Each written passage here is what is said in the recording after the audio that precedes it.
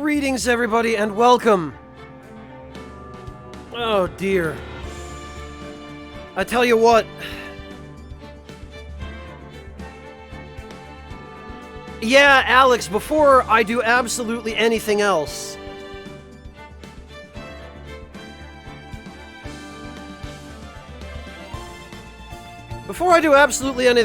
other than welcoming everyone to the stream, thank you all once again for coming to join me for some more Phoenix Wright Ace Attorney. We're going to be starting the second game today.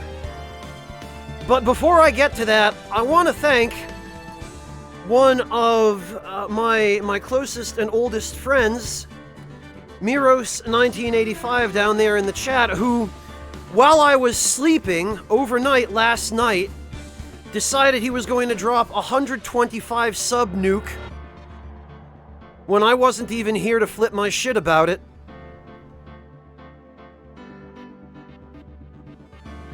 Which now puts us at 727 subs, including the ones that have been renewed during the pre-stream.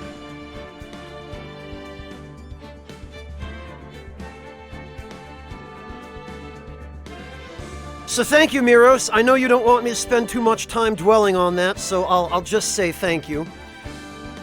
But I want to just apprise everybody of where we're at here, and for anyone who's missed it up to now, what my circumstances are, my situation with all of these subs.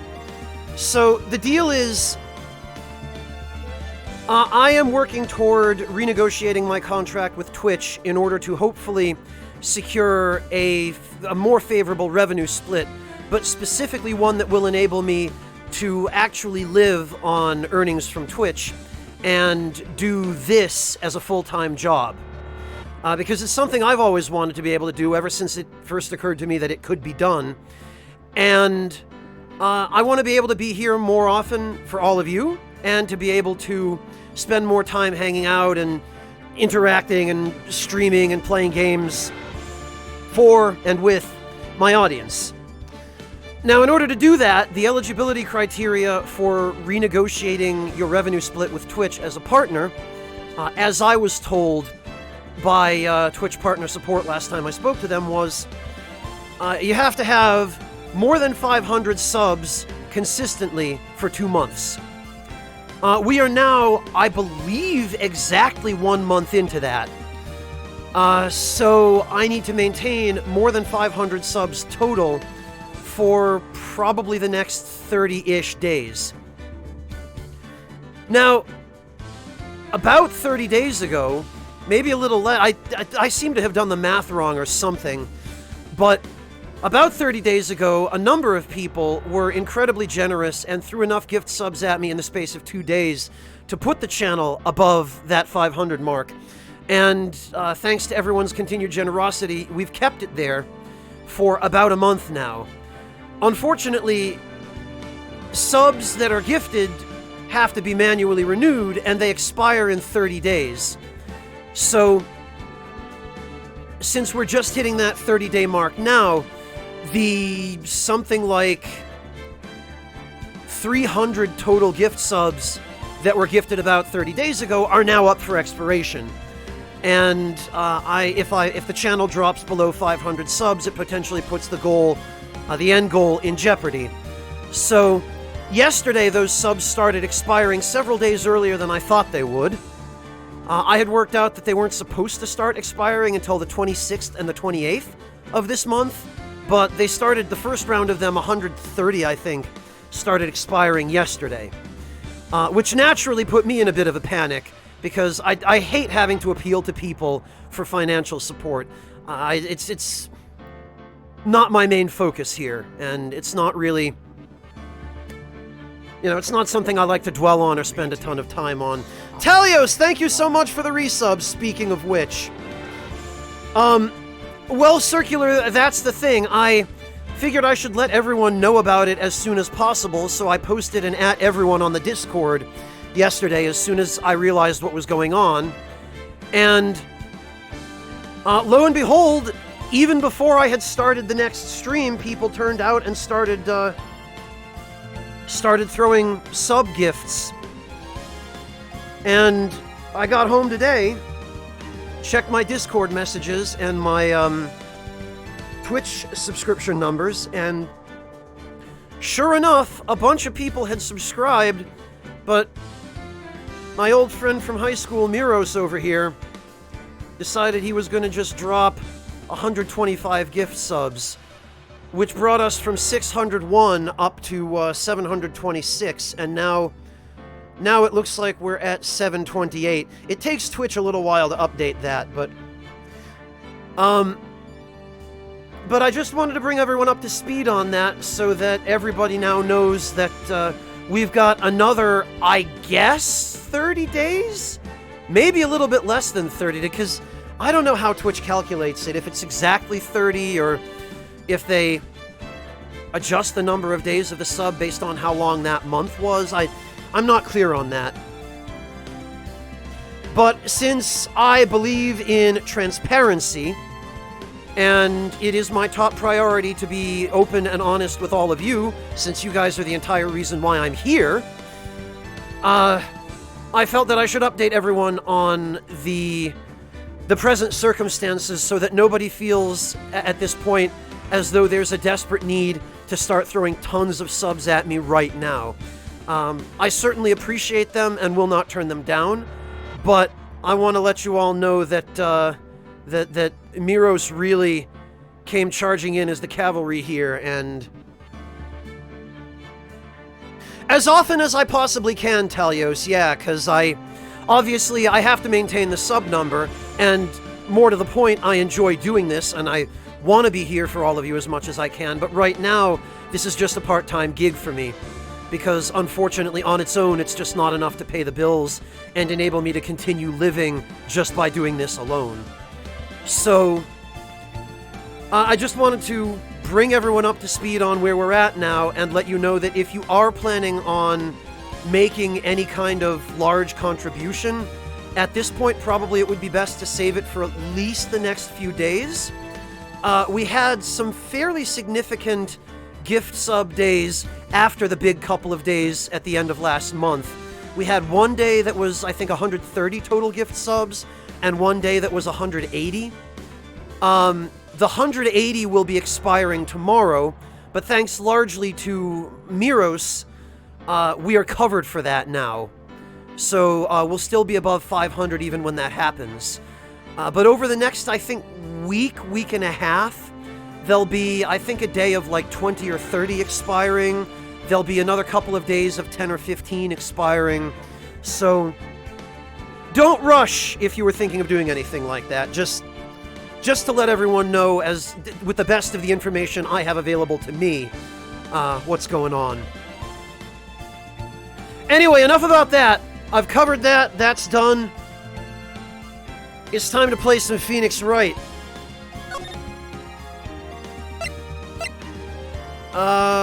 And I think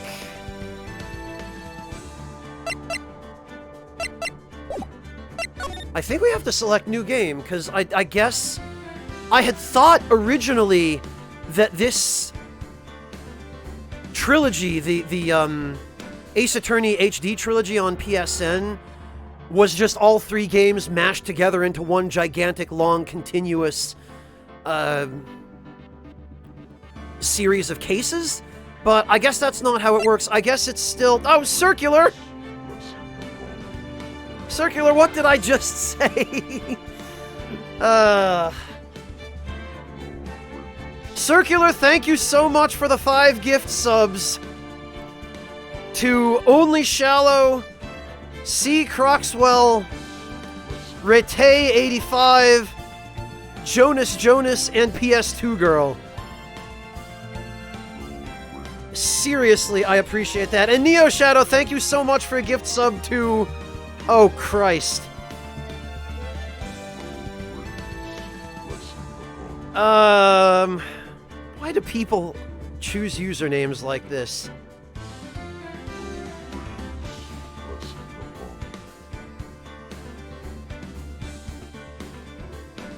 Rötzleffel... Grenzelung? Is that, like, what...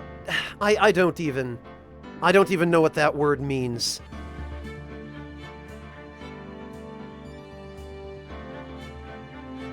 Dravenus, to cover the 27th. The 27th is going to be tomorrow.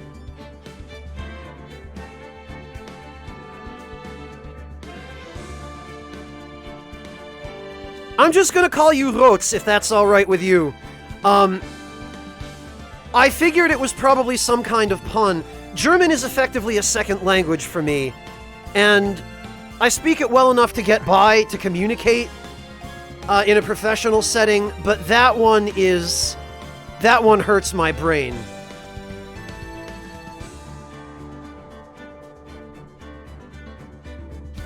Dravenus, if by the 27th you mean tomorrow, Miros has already covered us for that. Thank you, Nephi. I really appreciate that. This is the second game, I think. Yeah. And then Trials and Tribulations is the third. So this is the one I was planning on playing today.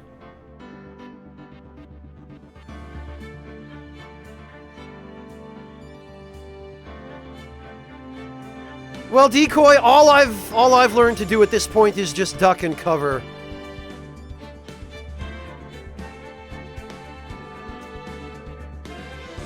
And Darkheart609, thank you so much for the resub.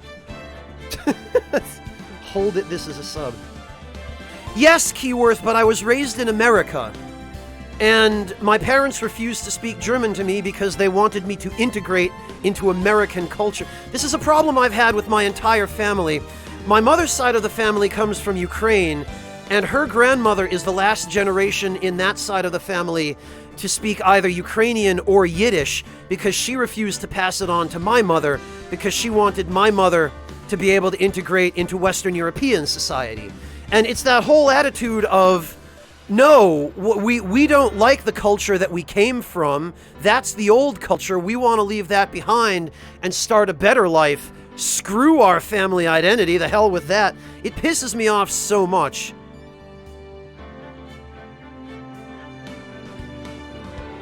Oh, you know, you're right. That didn't even occur to me. I'm sorry about that.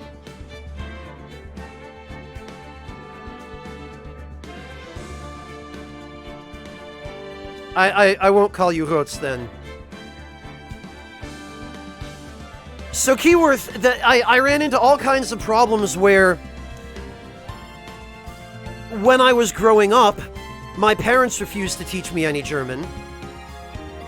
And then when I got to high school, which was the first place that German language was offered, the school literally would not let me take it because they figured that they, I guess, just assumed that I already spoke it because I came from a German family. And so I had to basically, I learned English as a first language, which is why my English is, or why so many people tell me anyway, that my English is so good. And it wasn't until much later that I had an opportunity to actually start learning conversational German. Yeah, Nephi, it wasn't great.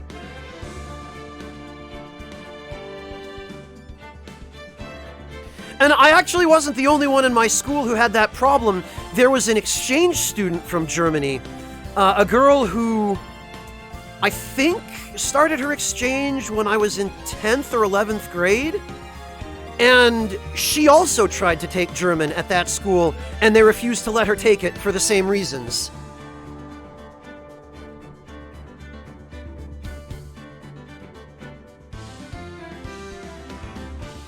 Well, Dravenus, if I've done my math correctly, based on the fact that the first 130 subs from the end of last month expired yesterday, which was several days earlier than I thought they would, the second 180 were gifted about 48 hours after that, which means they'll be expiring sometime tomorrow.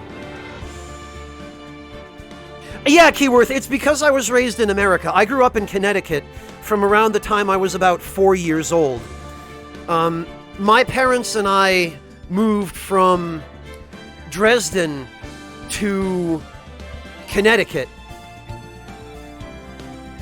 just before the wall came down, actually. It was a very tumultuous time in Eastern European politics, and it was this should tell all of you how old I am.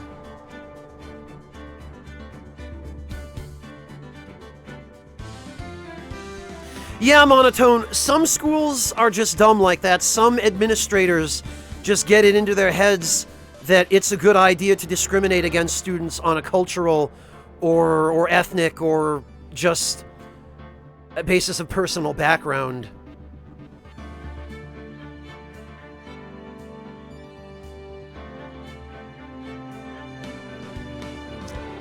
Well, Artista, the impression I got was that they viewed it as cheating. Was that they no, he's trying to go for an easy A+, because he already speaks the language. We can't have that. We have to make him work for his grade. So he's only allowed to take Spanish or Latin. And the Latin teacher at that school was incompetent. So I ended up taking Spanish. And the Spanish teachers at that school were also not all that competent. They were nice. And the one that I had for my senior year, she was pretty good. But the other two, yeah, Yummy, you must get that a lot, huh?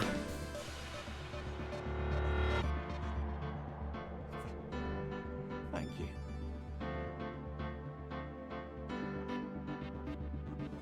Demonstrandum, thank you so much for the resub. Welcome back. Well, that's my feeling on the matter, Keyworth, but apparently the school administration felt that being able to breeze through a class where you already knew the material, potentially, was cheating. I guess. Yeah, Yami, math is my worst subject. I am absolutely trash at it. And I can't even imagine what it must be like to come from an ethnicity where people just assume that you're good at it.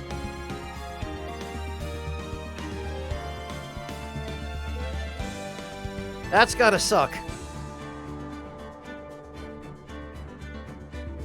Yeah, well, like I say, Keyworth, that was my feeling on the matter.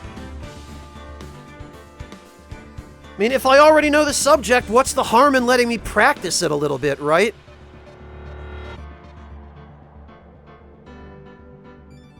Of course, the reality of the situation was that because my parents had refused to speak German to me, I didn't actually know any German at that point.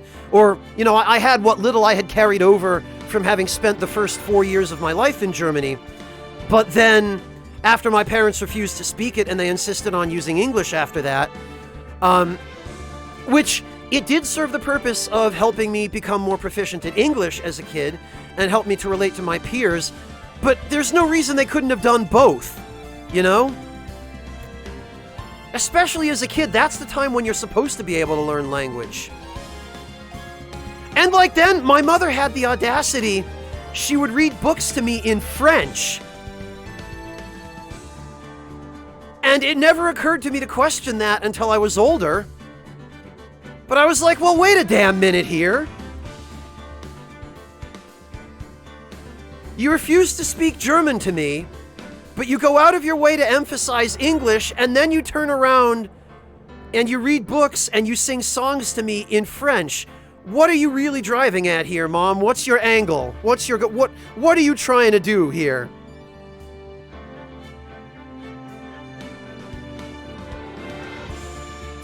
Really, Neffy? That is unfortunate.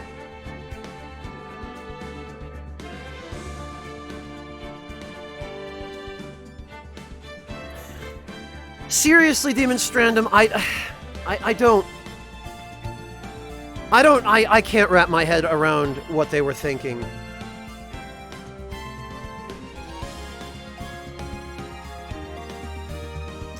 Well, Alex, I later started to question it, and at one point kind of asked her indirectly, and I never got a straight answer, but I always kind of, based on the very evasive response that she gave me, I got the impression that she just liked French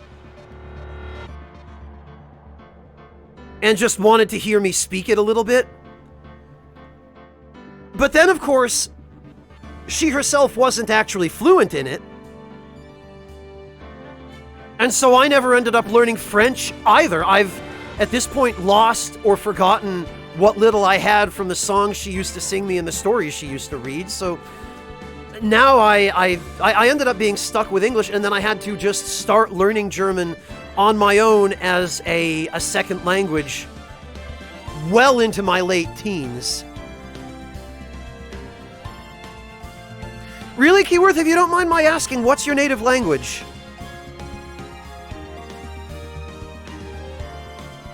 Well, it's a romantic language, Decoy. It's not the only one. I think Russian is considered a romantic language. I believe Portuguese is considered a romantic language, and I think maybe Italian? There might be one or two others. I don't remember. Oh, Icelandic, Keyworth. Okay.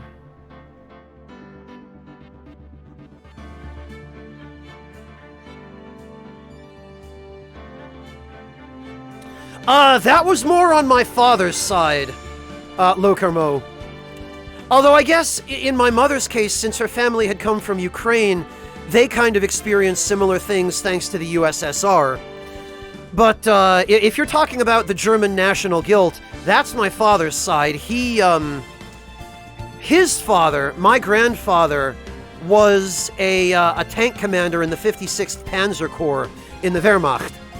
And so he had all of that shit on his shoulders to deal with. And we could never get him to talk about that, and I guess I can't blame him. On my mother's side, it was kind of the opposite. Her family had always been... her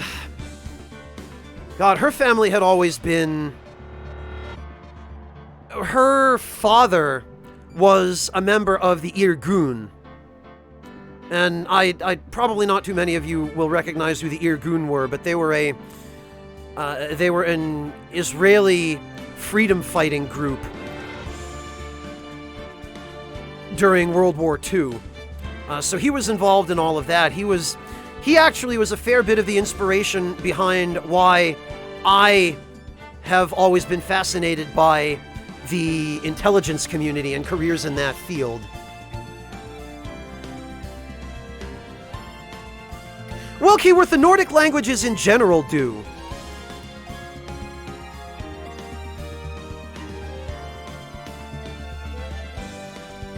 But honestly, the Icelandic accent when speaking English, I've never found it particularly jarring.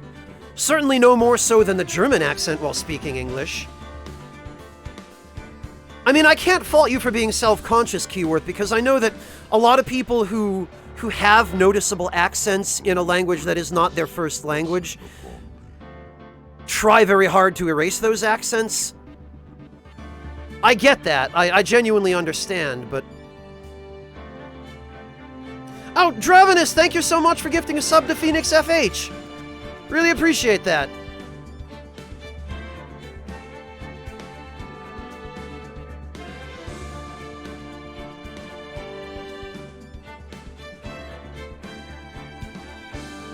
Alright, well, enough about my family history. The Lost Turnabout. I think it's time we got this show on the road.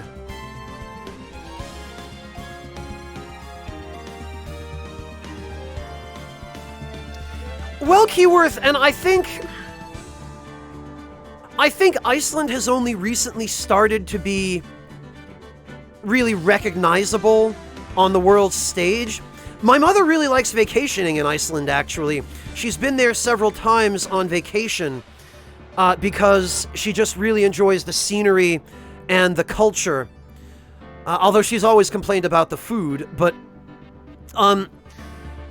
something interesting she told me about her experiences in Iceland, Keyworth, were that the first couple of times she went, which were probably, I don't know, 10 years ago now or so, was when she started vacationing there. She said that there were almost no tourists, and she could walk around Reykjavik, and people would still speak English fluently, and she had no trouble understanding anybody, but things were just kind of chill and laid back and calm. And she's told me that the more recent time she's been, like within the past 2 or 3 years, everything has just been super touristy. You couldn't... I guess she likes to go to the Blue Lagoon. She went there more recently, and it was just packed to the gills with tourists, to the point where you couldn't move. And I don't know, it feels like Iceland is now having to get used to actually having non-Icelanders show up and be part of it. And I've wondered maybe if that's leading to some of the self-consciousness and the pressure that native Icelanders feel to develop more, I guess, native English accents? Yeah, that's the impression I got, Keyworth. It's a double-edged sword, isn't it? It's great for the economy, but tourists often tend not to have much respect for the local environment or people.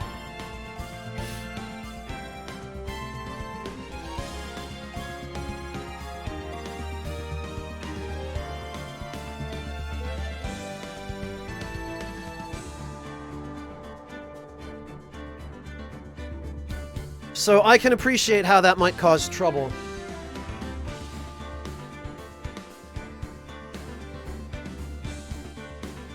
Hello, Red, welcome! A 200 to 400% increase in what? The economy? Because of tourism, or just tourism itself, Keyworth? Tourists, okay, yeah.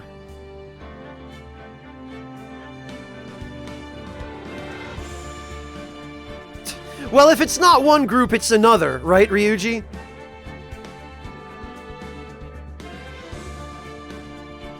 Oh, Cape Cod monotone? Yeah.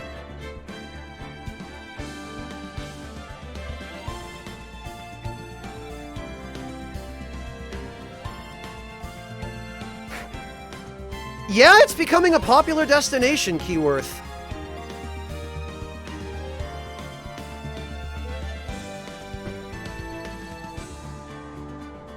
Really? Iceland is an insanely expensive country?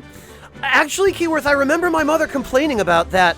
I think one of the times that she went to Iceland on vacation, it was, I think, on the day of the massive banking crash in Iceland, and she had tried to take advantage of the favorable exchange rate from USD to Iceland, what is it, kroners? That you guys use?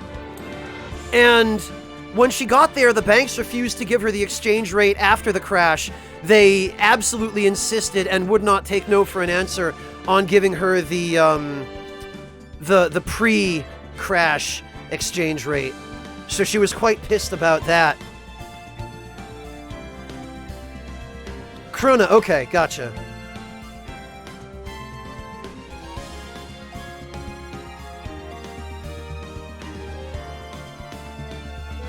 Alright, let's see. Lost Turnabout. We've been at this for more than an hour already, I can't believe it. Oh! God, how did I get into this mess? That's far enough! You can't run forever, Mr. Phoenix Wright. Oh God!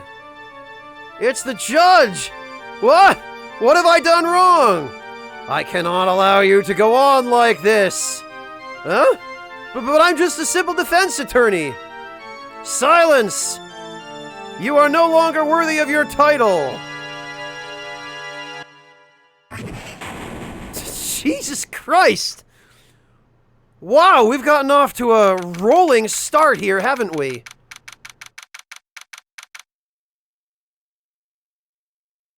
September 8th, 9:08 a.m., District Court, Defendant Lobby Number 1.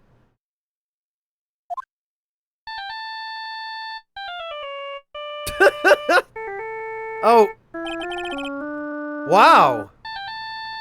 Phoenix, why do you have this as your ringtone? What a nightmare. I bet it was this ringtone that caused it. I really shouldn't be dozing off right before a trial starts anyway. Beep. Ah, looks like they hung up. Ah, good! I finally found it! What the hell? Talk about a close call. I hate to do this to you, but... It's nothing personal, Mr. Attorney. Oh. We got... somebody out of JoJo's Bizarre Adventure clobbering Phoenix over the head with a fire extinguisher, I guess.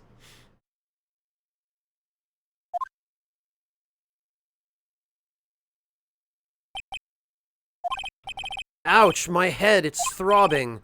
And why does it feel so foggy in there? Good morning! Good morning.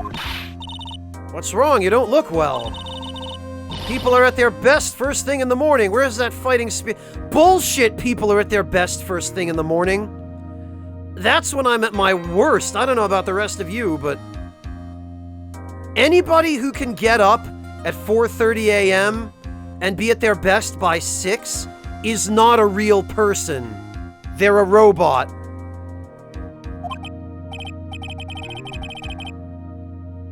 Hello, Crown.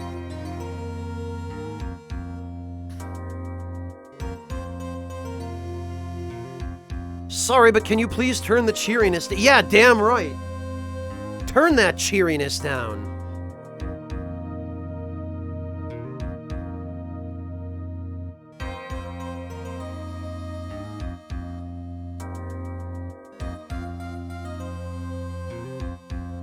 Amen to that, Monotone.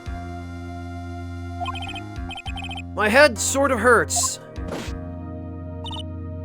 Roger that. Am I in trouble or something? Huh? Trouble? Wait, never mind. You're a policewoman, right?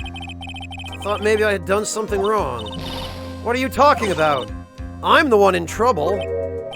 What? I'm placing my life in your hands today, Mr. Phoenix, right? Life in my hands? Bird?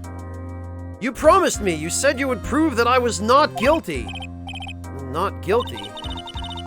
Just when I thought all hope was lost, when all the other lawyers had laughed me off. Leave it to me, you said. You, the one and only Phoenix Wright, came to save the day. Yeah, this is definitely Emoto Sansei over here. And just like that, I was moved to tears, sir. I'll never forget what you're doing for me, ever. No, Dom. What is this girl babbling about? Actually, I really love to watch court proceedings, and I always root for you to win. When I'm off duty, I like to come here and... What's wrong? You've been acting really strange and you keep staring at me. You're making me kind of nervous, sir. Oh, sorry. I'm afraid to ask, but here goes. So this might sound bad, but, who are you? What? Mr. Wright, how can you say that? How can you do this to the fragile heart of a girl about to go on trial? You're absolutely horrible. No, I mean, I didn't mean it like that. Is this how a defense attorney treats his clients, sir? I don't believe this. No, it's just, well, I think you have the wrong person. Who am I? Why am I drawing a blank? Could it be because I got hit over the head with a fire extinguisher? The trial will begin shortly. Will the defendant and her lawyer please proceed to the courtroom immediately? Trial's about to start. I'm counting on you in there, okay? Well, that's great. I guess I must have amnesia. Well, freaking thanks, Japan. I know you love this trope, but really? This soon? This hard? Let's see, what can I piece together? From the sound of things, it's probably safe to say that I'm a defensive... Oh, freaking really? And that girl, I said I'd prove her not guilty. I can't believe I made such an irresponsible promise. I did play the first game, Keyworth. Someone please! Tell me this is just a bad dream. Why do I get the feeling this is one dream I won't be waking up from? Ugh. District Court, courtroom number 2. Yep, here we are. Oh, is that Winston Payne again? Court is now in session for the trial of Maggie Bird. Yep, it's Winston Payne. The prosecution is ready, Your Honor. What is it, Mr. Wright? Are you talking to me? Do you see any other defense attorneys here? I guess not. Now then, are you ready? Yes? I guess I should say yes for now. Are you ready, Mr. Wright? Yes, Your Honor. Wait a sec. For life is in my hands. I should really do the responsible thing. Actually, you see, Your Honor, my memory is kind of... The court will not hear the defense's excuses. Because the defendant is a member of the police, this case is under great scrutiny. Therefore, we must make this trial fair but swift. I believe I have told you this before. I hope you're not telling me you've forgotten. Actually, I have. Hello, Cryon Lord. I don't know if I even can. Mr. Payne, your opening statement, please. Yes, Your Honor. So I'm sure you're well aware the defendant is accused of killing her lover. What's worse, her lover was a fellow police officer. Policeman? You did what to a policeman? It wasn't me. And besides, Dustin and I, we weren't lovers like that. In any case, the prosecution will prove that the guilty party is none other than the defendant. Very well. Mr. Payne, please call your first witness. He. It's been a while, Mr. Wright. Let's see what you've learned since last time. Yeah, last time when I humiliated you and made you throw your toupee across the room? I won't show you any mercy this time, rookie. Okay, and who are you again? The prosecution calls Detective Dick Gumshoe to the... Oh, good, I'm glad. He's back. Here we go. Don't let me down, Mr. Wright. Nowhere to hide. I'm so dead. Hello, Fujiwara. Welcome. Witness, please state your name and occupation. My name is Dick Gumshoe, sir. I'm the detective in charge of homicides down at the precinct, sir. You don't look very well, detective. Well, sir, the defendant, she works under me, so you know... You work under that detective? Yes, sir, and while I was a trainee, he was always watching out for me, sir. He's such a wonderful guy, sir. I'll never forget what he's done for me. Okay, calm down. I believe you. Detective Gumshoe, please describe for us the details of this murder. Yes, sir. It happened at the park near headquarters, Exposé Park. The victim was one of the local cops, Dustin Prince. He was pushed down from the benches on the upper path, sir. The landing beat his body up bad and snapped his neck. The details are listed in the report that was distributed yesterday. Ah, yes, this autopsy report, correct? Oh, okay. Why do I not remember getting a copy? I see everything is in order here. Even the estimated time of death is unusually well documented.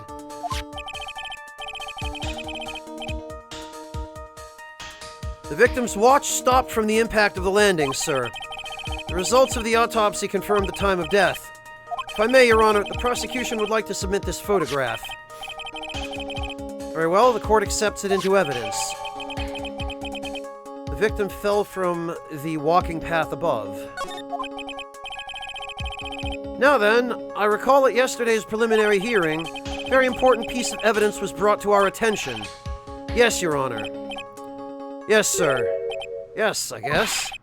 Mr. Wright, is your head on right today? There was a very crucial piece of evidence found under the victim's body. Was there? You lost your mind?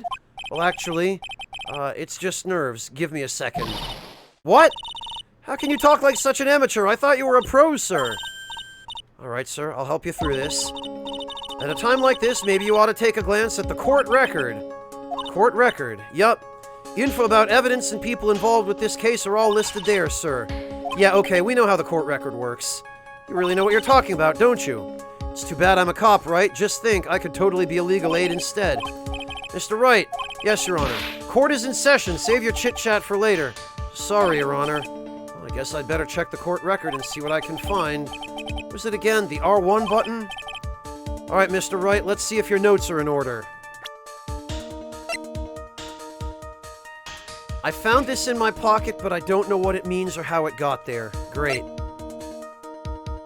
Dustin's autopsy report. Time of death, September 6th at 6:28 p.m. Cause, broken neck. Body was also covered in... I don't think he died from the fall. Glasses found under the victim's body. Pieces of nearsighted lenses were found nearby. The victim fell from the walking path above. It's my all-important badge. It shows that I am a defense attorney. No problem, Fujiwara. Thank you for stopping in to say hi.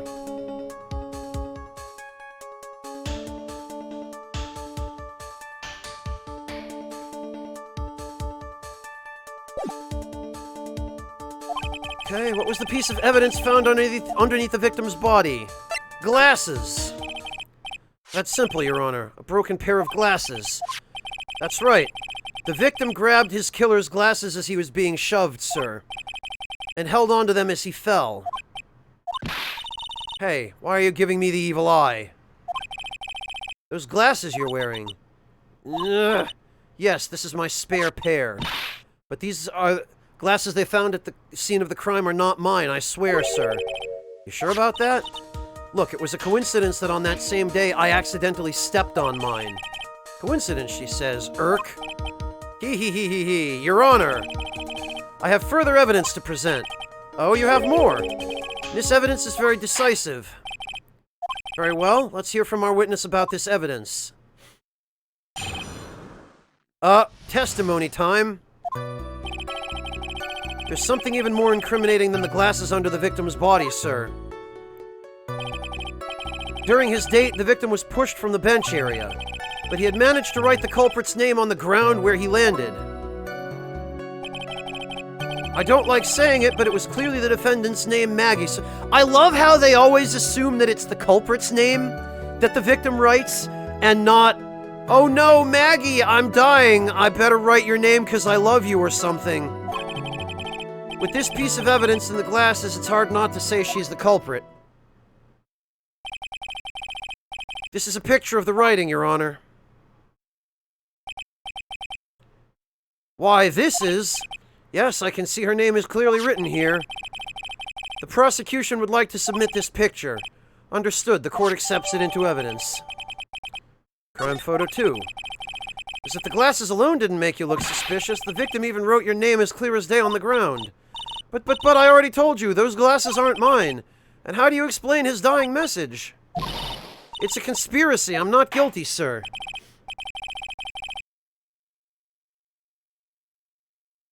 Mr. Wright, you may cross-examine the witness. Cross-examine? This is it. I'm counting on you. Sure, but what am I supposed to... Oh, come on. We know this already. What? This isn't like you at all. Normally, this is the part where you get in the witnesses' faces. Get in their faces and do what? I guess the amnesia was probably chosen as a plot device for the tutorial. Yeah, or that, Red, that it wasn't the actual murderer who just took the victim's finger and scrawled the name.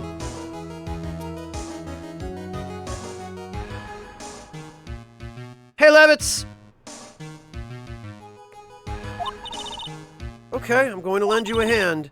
The prosecution's witnesses all hide things from the court, which means they lie from time to time. Lie? But isn't that detective your superior? Well, even if they don't mean to lie, sometimes people just remember things wrong. Like that detective. He does sort of look like a scatterbrain. It doesn't matter. Either way, it's bad for us, sir. That's why when you question witnesses, you have to find and expose their lies. Breakfast, thank you so much for the Tier 3 resub. Welcome back. How are you doing, Breakfast? Haven't seen you around in a while. Are you doing alright, man? I hope work is not getting too crazy.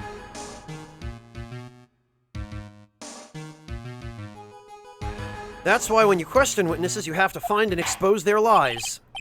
Mr. Wright, your cross-examination, please. Yes, Your Honor. Talk about trial by fire. Here goes nothing. As long as I can expose the lies, we should be doing all right.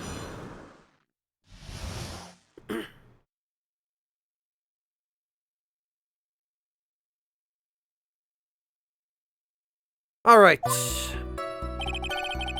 There's something even more incriminating than the glasses under the victim's body. During the date with the victim was pushed from the bench area. You managed to write the culprit's name on the ground. We're gonna question this. The culprit's name? Yeah, I was surprised too. I didn't want to believe it, but... Was the name that of my client? I don't like saying it, but it was clearly the defendant's name, Magus. Okay. Are you absolutely certain? Sorry, pal, but that's what it said.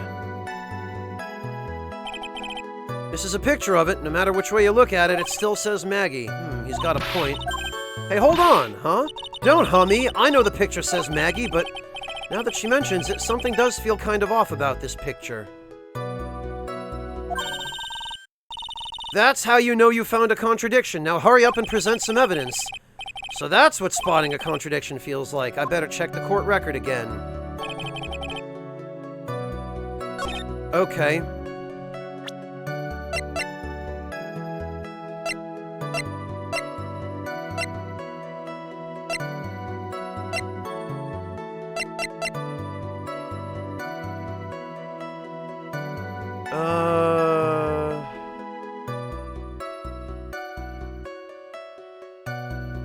I don't actually see the contradiction here.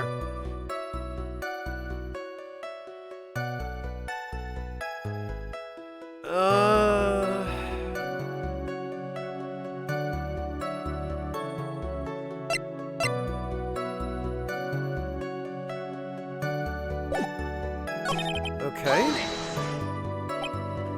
You are certain that it was the victim who wrote the name on the ground. There were scratches on his fingers from the rough sand, and there were grains of sand stuck under his pointer finger and nail. It certainly seems that the name was written by the victim himself. That didn't go well. The writer really was the victim himself, and we're in a lot of trouble. Don't give up. Keep that fighting spirit going. I'm glad you're all pumped up, but I really want to see your special moves. Special move? My what? You always look so cool when you present evidence. Present evidence. Enlighten me.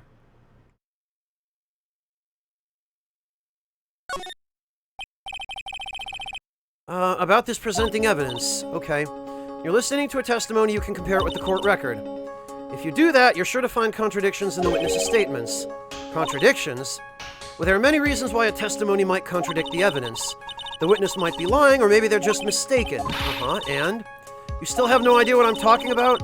When you find a contradiction, open the court record to the item you need. I present that evidence, right? You've got it. You can also present... Oh, wait a minute! Okay, I'm glad I checked. You can present people's profiles as evidence now? Okay.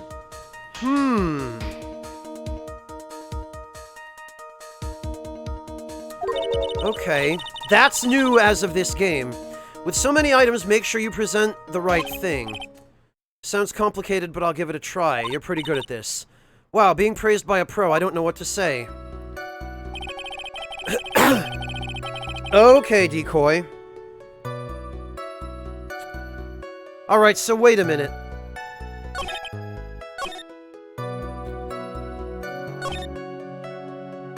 Wait a minute, M-A-G-G-I-E. Hang on a minute, I thought... Yeah, M-A-G-G-E-Y, her name... He spelled her name wrong. Okay. Age 22, client, alright.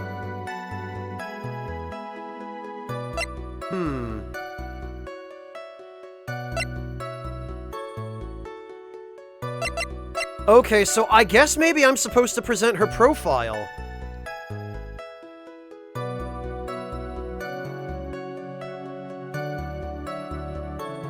Thank you, Ryuji. Objection!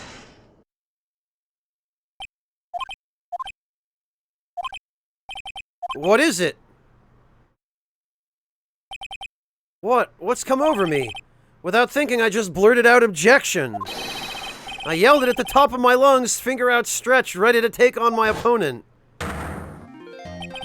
What a rush! Oh, Detective Gumshoe. You talking to me, pal?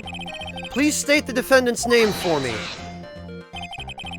What are you trying to prove with this futile exercise, Mr. Wright? You'll see, this is a very crucial line of questioning.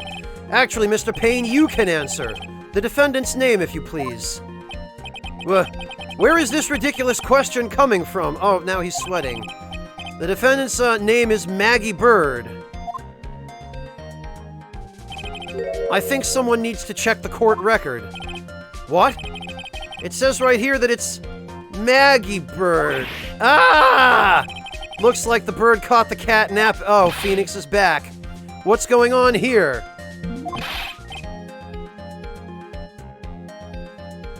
That voice was Winston Payne, Neffy. He has a really high kind of falsetto voice for some reason. I have no idea either, sir.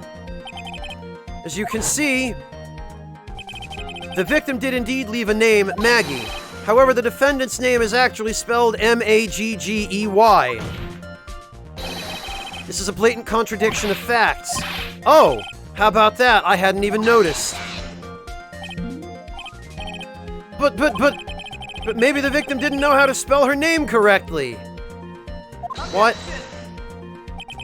May I remind you that it was you who said the defendant is accused of killing her lover. If they were truly lovers, it would be impossible for him to have not known her name. No, I didn't think of that! Oh, crap! That is very true. Mr. Payne, yes, Your Honor. Are you absolutely certain that the defendant and the victim, Dustin Prince, were in fact lovers? Yes, I'm quite certain, Your Honor. They were a well-known couple in the police force. Detective Gumshoe, please testify for the court the relationship between the victim and the defendant.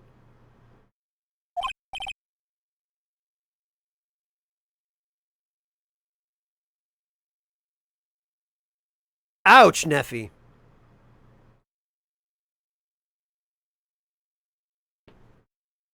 Yes, sir.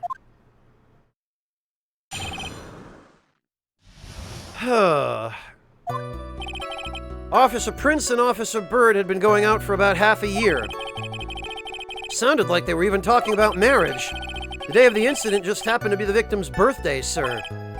Officer Bird had gotten Officer Prince a present. It was something she had bought over 2 months ago. I should know because she came to me to ask what she should get him. Oh, those two sound like they were close.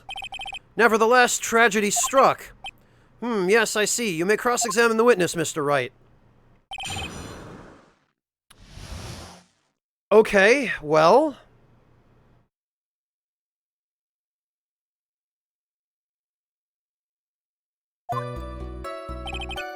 tell me more. How do you know about this? Every year in March, we have a training camp for us cops. Officer Bird was a rookie at the time, and she and Officer Prince seemed to hit it off. They got close, I take it. Actually, I was supposed to go too, but I couldn't pay the deposit for the trip, so I didn't. Isn't the department supposed to cover that kind of thing? Isn't mandatory staff training supposed to be paid for out of the department's budget? If only I had gone on that trip. What is it? Oh, nothing, sir, really. Oh, he's hoping he could have gotten with her. Anyway.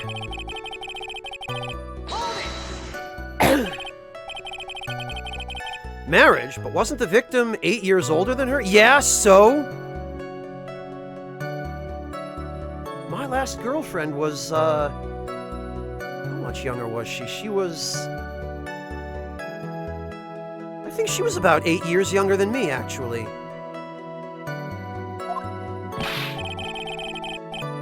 What? You're saying a guy's gotta marry someone the same age as himself, pal?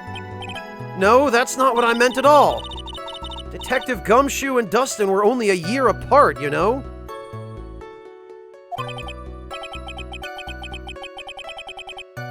I think this fella has a ways to go before marriage.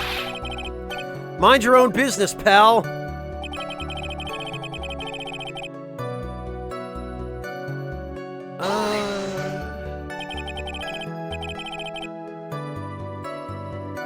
The day of the incident, you mean September 6th? Yeah, the victim, Officer Prince, had just gotten off duty at 5:30 p.m. that day, and since Maggie's night shift hadn't started yet, they went to the park for a bit. I remember when I was young and in love. Oh, it was a jolly time. What? This judge is such a damn flake. What a maroon. That's great, Your Honor. I'm glad you're such a cheerful old man.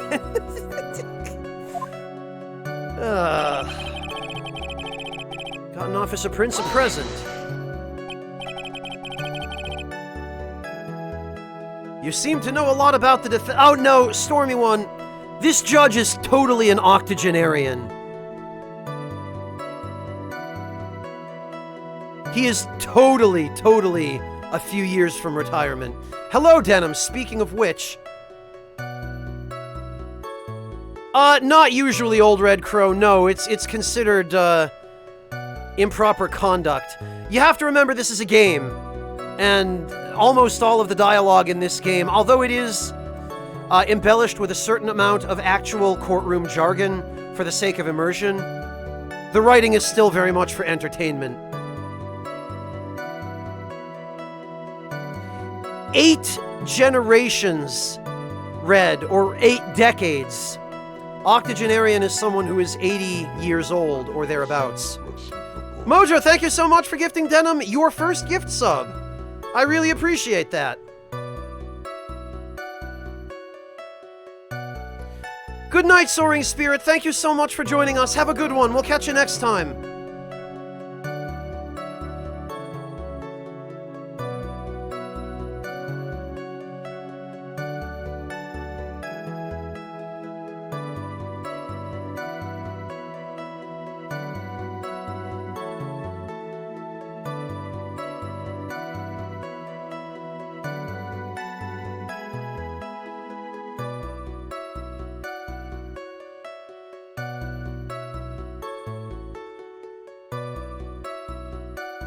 Well, Red, don't beat yourself up too much. I used to read a ton when I was younger, especially when I was in elementary school, back before we had access to the internet and I could read on the internet, but I just read tons of books, and that was how I ended up expanding my vocabulary. I was actually the kid who, I had a hard time getting into fantasy or fiction or anything like that as a kid. And so instead, I would read reference books. And when I was in 2nd, 3rd, 4th grade in elementary school in the United States, I would read the dictionary just because I enjoyed learning new words more than I enjoyed reading fictional stories. And that's a large part of the reason why I speak the way I do now.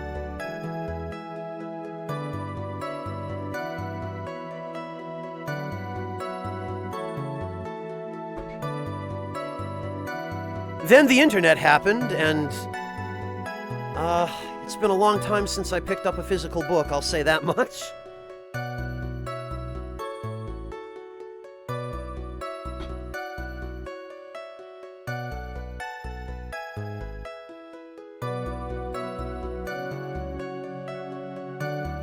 I can appreciate that, Neffy. Well, Yami, in a way, that might also have helped you learn English. Well, that's because I'm her boss, and I've got to watch out for my subordinates. But even what she was going to give as a present, isn't that going a bit too far? Hey, pal, watch what you say. I know everything that happens under me. If someone so much as scratches their... I really don't need to know that much. Mr. Wright, please refrain from badgering the witness. I agree, even if this witness has a crush on the defendant, that should not be the point of discussion at this time. Whoa, wait a second, why are we talking about this? It's all your fault, pal. You're guilty, guilty, guilty. I should have you arrested. I think the good detective is about done here.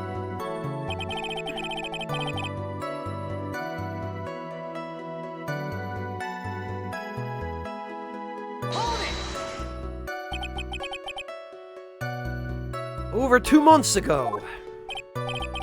Yep, she's a very considerate woman, pal. So, what was this birthday present? She got him a glove.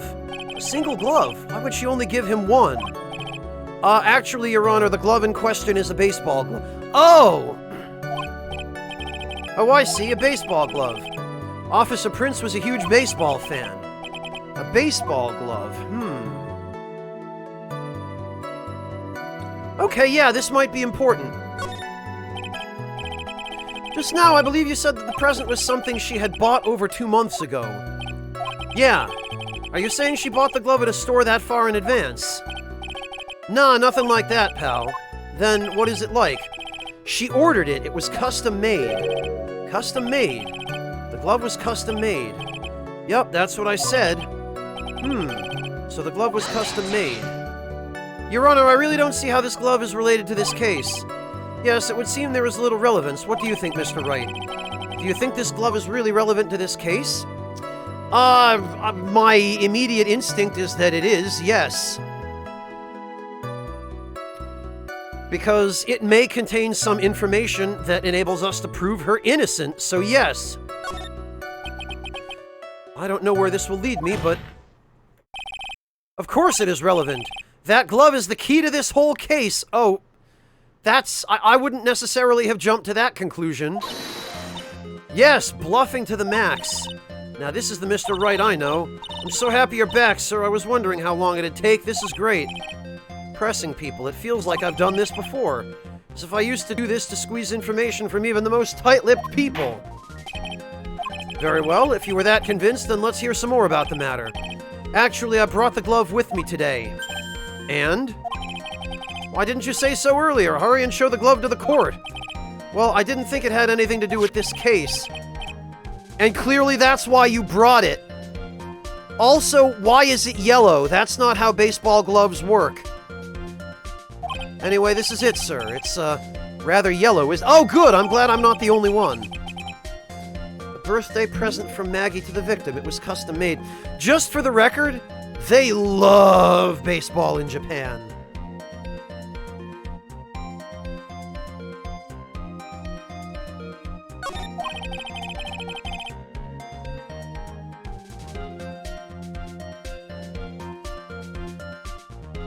Officer Prince really liked the color yellow, and that's why you had to special order it. Oh, okay. Yup, that's right. That and one other reason. I think this court has heard enough. It's clear that the victim and the defendant were involved with each other. Yes, that's correct, Your Honor. Now, if that is true, it brings up an important question. Was the name Maggie really written by the victim? I see your point, Your Honor. Detective Gumshoe, please tell the court a little more about the name on the ground. Yes, sir.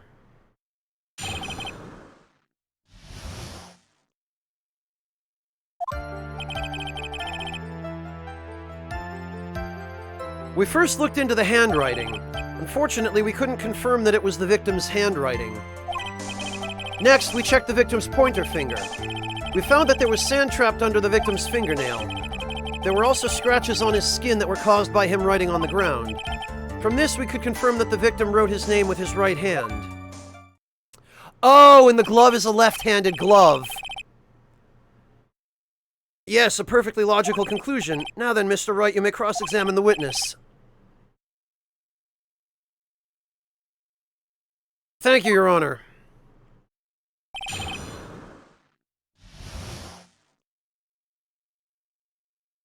So, let me...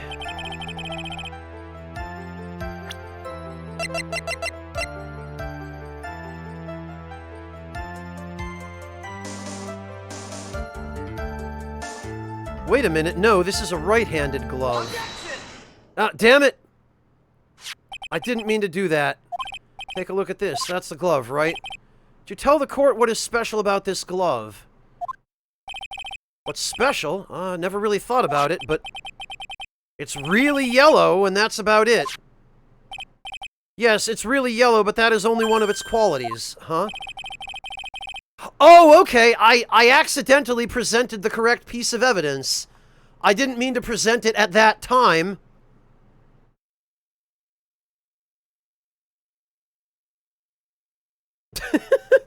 There's another reason why it's special. And what would that be? It's very simple. This glove is made for a left-handed person. Okay, Red, no problem. Believe me, I understand your pain there. Go get some rest, man. Thank you so much, and have a good night. This glove is made for a left-handed person.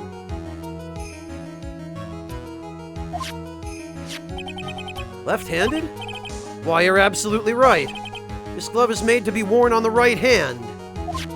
Because in baseball, you wear the glove, the catcher wears the glove on the opposite hand of their dominant one, so that the dominant one can brace the glove. That's why it had to be custom made. I have never seen a bright yellow left-hander's glove for sale, have you? Well, no. So, Detective. Yes, and dominant hand for throwing. Which hand did the victim use to write the name with again? That's easy. Look, it's obvious from this picture that it was his... Wait a sec. Don't forget that the victim was left-handed. Ah! I object... Overruled. Yeah! Dravenus, thank you so much for gifting a sub to... Abtilong... Virpailong. God,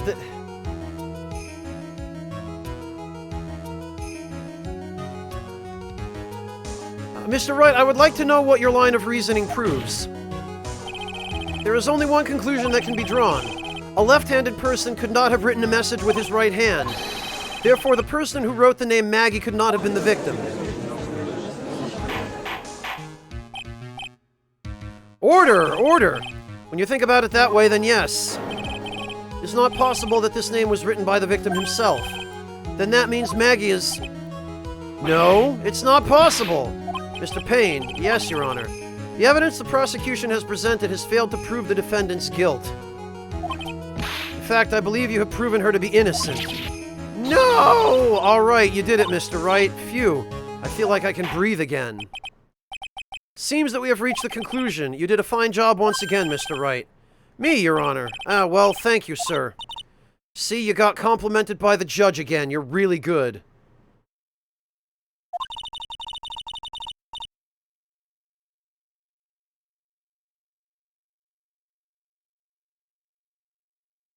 And that's why you can't give up being a lawyer, sir. You joking? I'm more than ready to retire. I will now announce my verdict. This court finds the defendant, Maggie... Not yet, not yet. I mean, please give me a few more minutes, Your Honor. What is the meaning of this, Mr. Payne? The prosecution is not finished yet.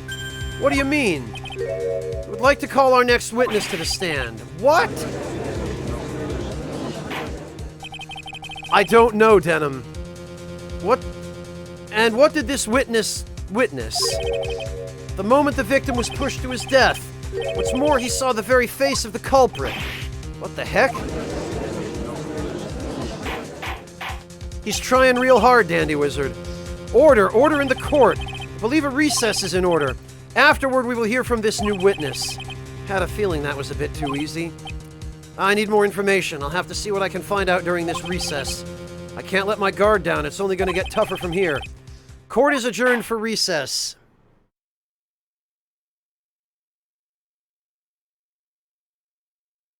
If only, Ultima. If only. Yeah, maybe we ought to save our progress.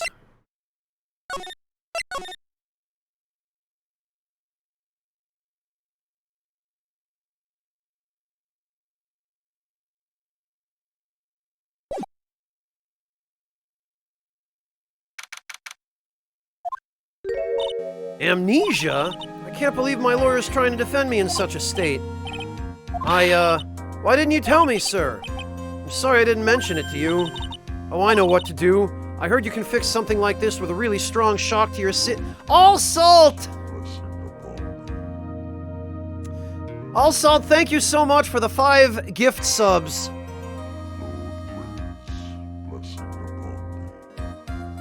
The 5 gift subs to... Sacred Echo. The Raviolution. The Raviolution. I like that username.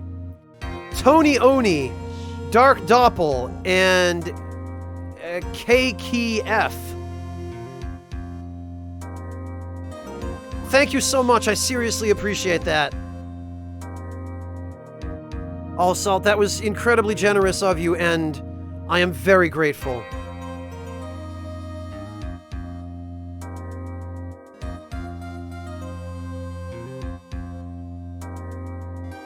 Man, you guys, you are spoiling me over here.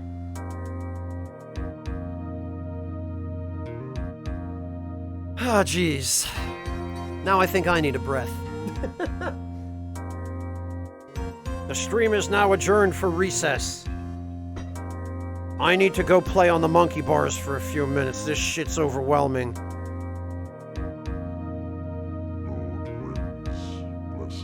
Oh god, and Breakfast, thank you so much for gifting a tier 3 sub to the Dandy Wizard.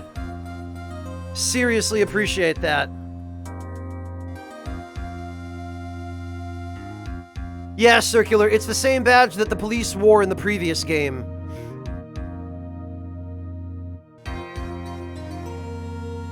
Well, it is a tremendous help, All Salt, and I seriously appreciate it.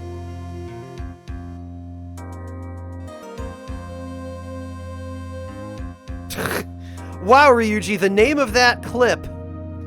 Strong Tsundere Shark Bleed Purple.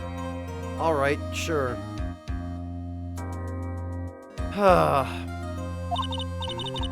Come on, lower your head a little. A Maggie kick should be all you need. No, I think I'll pass on this one. Come on!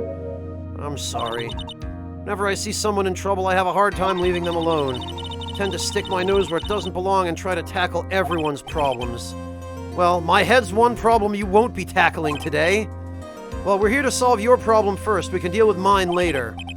For now, do you think you can fill me in on a few things? Of course, I'd be honored to. Well, I guess we'll start with my name, and then I can tell you about me. No, that's okay, really. I think I know your name pretty well by now. I was wondering if you could help me figure out a few things about myself. So my name is Phoenix Wright.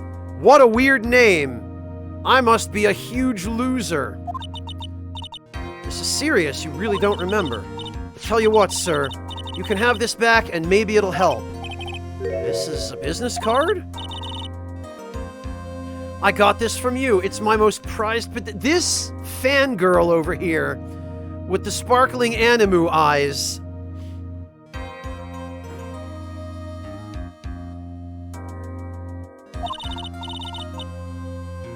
Oh yeah, that... She's wearing the very basic Kuluyaku modification of the starting police uniform, Old Red Crow. That's what's going on. You can borrow it for now, but please give it back, okay? Okay, there are some numbers written on the back. Oh, that's your cell phone number. Phoenix's business card added to the court record. It's my business card. I handwrote my cell phone number on the back. I guess for now we should stop talking about me and start talking about this case. This case, yeah. Can you think of anything that would be helpful for me to know?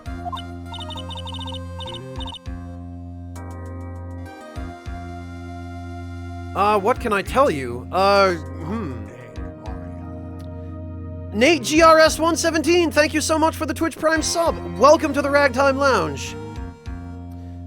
Well, Tonyoni, amnesia is always weird bullshit when it's used as a plot convenience or a get-out-of-jail-free card for not having to tell the player something in a video game. And Japanese games are by far the most guilty of using it for that purpose.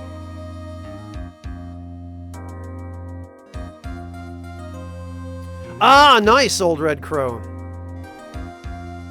What can I tell you? I can't think of anything other than the incident with that cell phone, but... Cell phone? Yeah, your eyes lit up when we talked about it at the detention center, sir. Huh? Hurry up and tell me, this might be very important. Okay, Roger. It was on the day of the crime, just before 6 p.m. I picked up a lost cell phone while on a walk with Dustin.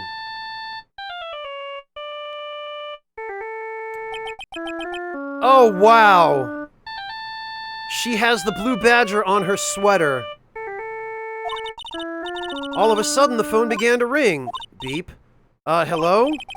Oh, thank you. I've been searching for my phone. Is this yours? Oh, I'm glad you called. We can meet up and I can give this back. I'll be right there. I'm sorry I didn't catch your name. You can call me Maggie. Ah! We agreed to meet up at 6 p.m. Dustin and I waited for the person to show up, but they never did. So where is the phone you found now? I gave it to you yesterday. Huh? To me? Is it that phone in my pocket? You mean this? Do you think it has anything to do with the murder? I don't really know, but if my eyes lit up... Ah, you were here all along! You're so mean. Oh, look who it is! Really, Maya? Where did you expect to find Phoenix?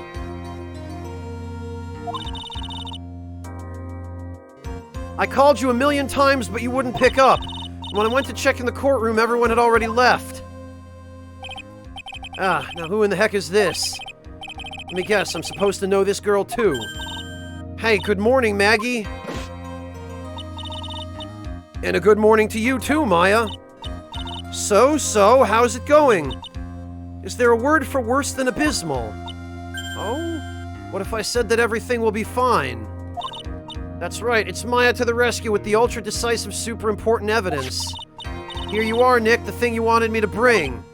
Huh? Oh, thanks. What the heck is this, a list? It has about 20 people's names and phone numbers written on it. It was kinda tough, but I managed to dig up some dirt. Looks like these guys are up to no good. No good, as in, they're a group of con artists the police are currently investigating. I think these guys are members of that group. Names list added to court record. A list of unfamiliar names and phone numbers, members of a con artist group. Why would a group of con artists pop up in a case like this? Don't look at me! And where did you get this list from in the first place? What? Don't you remember, Nick? You're the one who asked me to look this up yesterday. Oh, is that right? These numbers were in the memory of that phone Maggie found. So that's where they're from. You're awfully forgetful these days, Nick. Hope I never get to be a forgetful old prune like you. Maya, actually, Mr. Wright, recess is over now. Please bring the defendant and return to the courtroom immediately. Oh, oops, guess you have to get going. We can talk about you being old later, Nick. Denim, Maya is now just you. Wish us luck.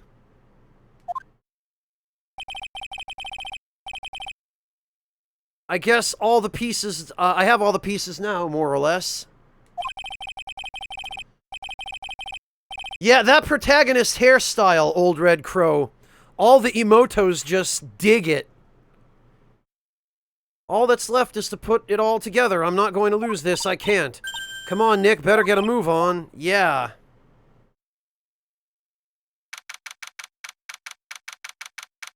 Alright, we're back in court. Court will now reconvene. Please call your next witness to the stand, Mr. Payne. Yes, Your Honor, but before I do, if I may say a few words. What is it, Mr. Payne? It's about the next witness. He has a tendency to say things that rub people the wrong way, you see. So I ask that the court might be a little lenient on... There is no need to give a preface, just hurry up and call your witness, please. Yes, Your Honor. The prosecution calls its next witness, a drifter who was taking a walk in the park on the day of the murder. Oh, it's what's-his-name! Mr. I'm gonna clobber defense attorneys with fire extinguishers. Please state the name, your name for the court, witness. Before I do, I'd like to clarify a little something. Huh? Oh, alright, go ahead. Just now you introduced my wonderful self to the court, correct? Perhaps as a drifter who is taking a walk. Did I? But I will not stand for that. Now you've tinted the court's eyes and colored me wrongly. Sure, I suppose calling me a university student would be the truth, but just given and settle for evil is death. Everything in my life might not be the high. I was merely looking for that perfect top-notch. I have a righteous selection process. Fuck it, I can't. I can't do this.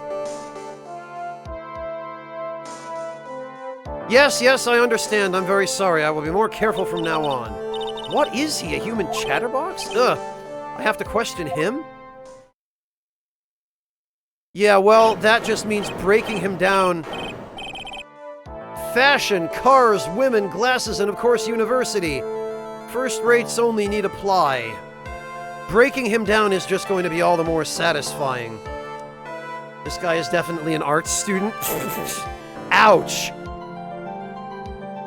Yes, Mojo, that's exactly what happened. Dravenus, thank you so much for the 3 Tier 1 sub-gifts to Phantom Calling, Milesy1991, and Fanko85. Really appreciate that, Dravenus. Thank you, thank you, thank you. Oh, he's a business major. Okay. Glasses? But you aren't wearing glasses. Dravenus! Oh, making it at even 100, are we, Dravenus? Thank you so much. Yep, I just saw that. I seriously appreciate that, Dravenus. Thank you. Thank you for gifting another 4 subs to Kekun, Dan Spirito, Kung Fao Boy, and Mikelomania.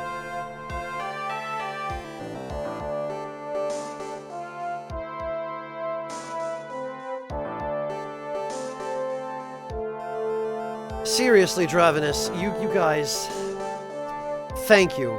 I really appreciate that.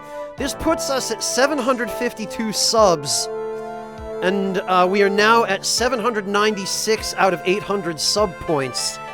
So we're 4 sub points away from another emote slot that I don't have anything to put in. Oh God, guys. That's enough. Your name, witness. Oh, is that how you want to play this? Using your power and influence to keep the young people down. I see how you work now. You old people and your dirty tricks. You thought you had me, but you thought wrong. I'm sorry, it won't happen. Your Honor! I forgive you. All right, I suppose I can tell you my name. Breakfast, thank you so much for gifting a Tier 3 sub to Varanu, which now handily puts us, I think, well over 800 sub points thanks to that. Yeah, it puts us at 802. So thank you for unlocking that next emote slot, Breakfast. Jeez, man.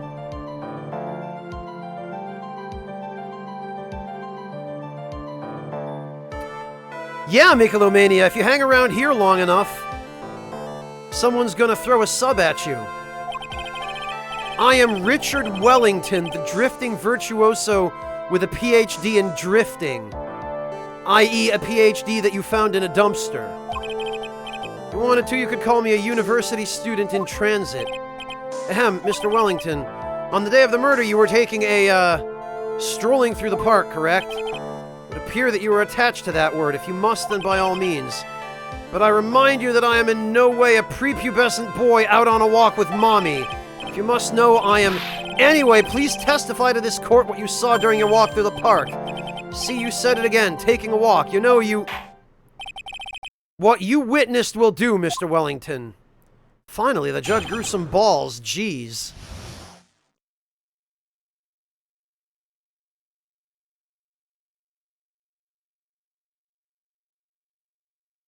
I was at the park all afternoon, deep in thought about my life situation. I don't remember the time all that well, but I do believe it was past 6 p.m. Oh, Bone, thank you so much for gifting another sub to Why Can't Metroid Crawl. Really appreciate it. I don't have one to put there yet, Hanya.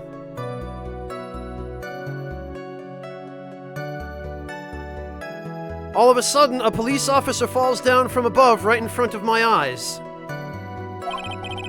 Without a thought, I looked up, and there I met the eyes of a charming young lady. Of course, I remember her sweet face. It was that of the pretty defendant there. The only other thing I saw was that banana that fell with the police officer. What? That was certainly a decisive testimony. Decisive? Nick, did you hear what he just said? Yeah. That's all you have to say? How can you be so calm? It's strange, my mind is very calm and clear. Maybe it's because I believe in my client. You mean Maggie? Yes, and if she really is innocent, that can only mean one thing. That guy is lying.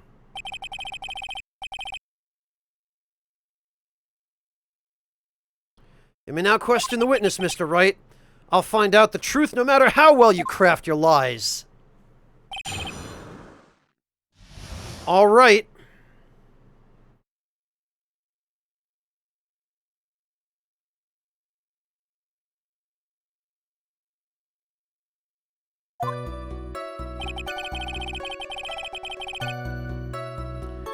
The statement I'm most curious about here is... what falling banana is he talking about? I guess it could have been the baseball glove.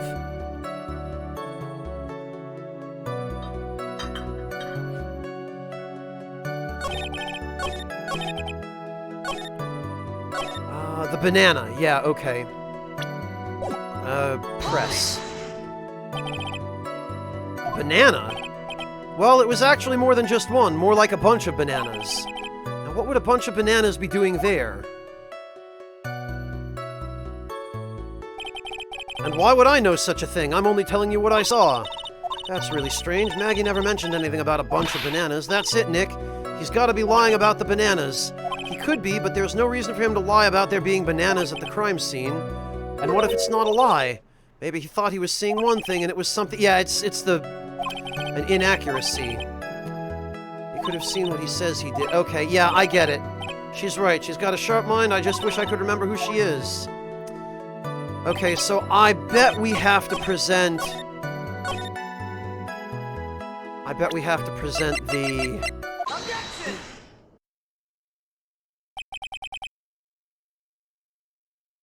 Mr. Wellington, I believe I have the bananas you saw right here.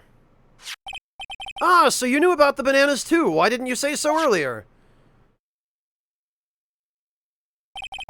But don't think you can use this as a way to pull more information out of me. And that's where you'd be wrong. Mr. Wright, what is the meaning of this? Isn't that the baseball glove? Huh? What? A baseball glove? Oh, he doesn't like that. Doesn't it look delicious? Care for a bite? Wow. That's not... it's a... no!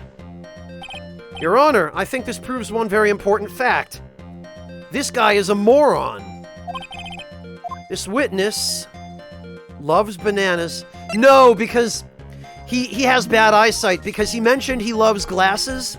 He's not wearing glasses. And he couldn't identify the glove as a glove rather than bananas until we told him what it was. So it was his glasses that were crushed under the victim. All right. By the way, just how bad are your eyes? Huh? How? What? Why are you asking me about this all of a sudden? Your Honor, it is very simple to mistake a glove for a bunch of bananas. No, not that close. No, I don't think so. Objection overruled. You are one of those people. Yes, you know what I mean. You're like those people who you used to... I can't.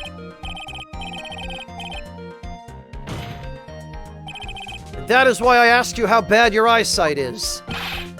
They're both 2200. Suppose you're going to tell me that's terrible, right? 2200? This guy is legally blind.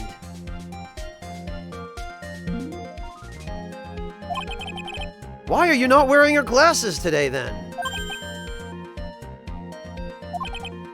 That's because I lost them recently, you see? Of course, I was planning on getting a new pair made right away. You know, my glasses are no ordinary glasses, so to replace them... How about when you witnessed the crime? Were you wearing your glasses then? Blech. How about it, witness? You are an unrelenting evil man. You're like those people who rejected Joan of Arc. She was brave and courageous only to... she didn't... Which boils down to you were not wearing your glasses at the time. Therefore, the identity of the woman at the scene of the crime and that of the defendant cannot be proven to be the same by this witness.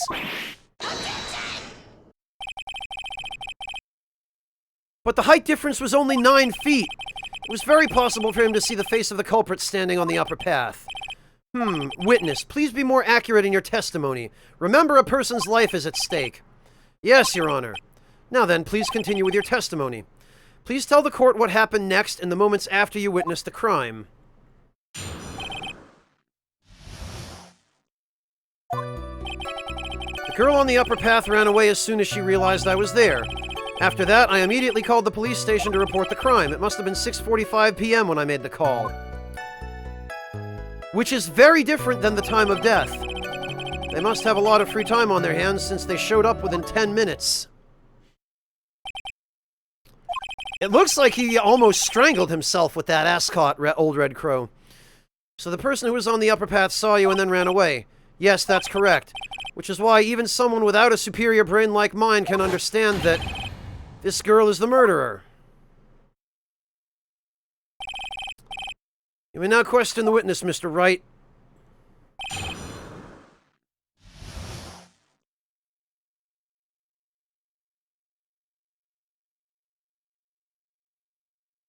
All right. Let's, She ran away just like that. Yes, she did. She saw me and flew the nest like the guilty bird she is.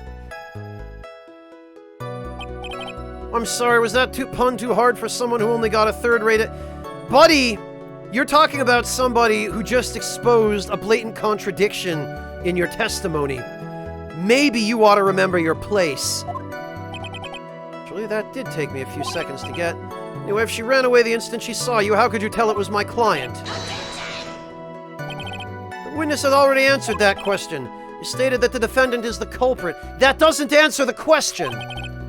It's true, Mr. Wright. You're striking your question from the record. How can I get more information out of him? I immediately called the police station. You immediately called and they got there within 10 minutes. But yet... the time of death was 6:28. There is a discrepancy there.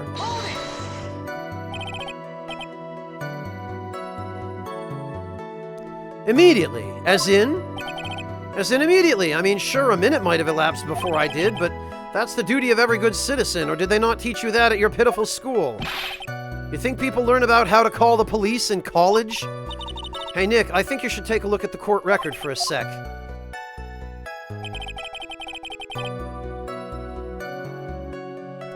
Must have been 6:45 p.m. Yeah, because...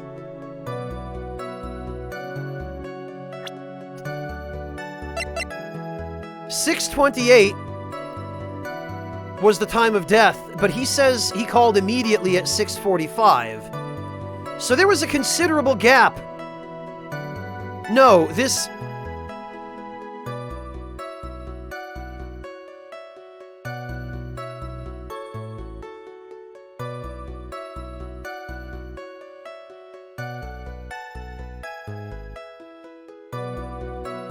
Yeah. Objection! Mr. Wellington, would you please take a look at this? You mean the victim's autopsy report? According to this, the murder occurred at 6:28 p.m. So what of it? You said that you called the police immediately after the murder took place. However, by the time you had called the police, it was already 6:45 p.m. There is clearly a 15-minute gap here. Do you deny it? I think this court would like to hear what you were doing during this 15-minute gap. Urgh. The witness was in shock at the time after witnessing a terrible murder. It's only to be expected that he would be a little dazed. 15 minutes is hardly what I would call a little dazed. Ah! Mr. Wellington, yes? Explain yourself. What were you doing during those 15 minutes? Answer the question. I, telephoned, spit it out.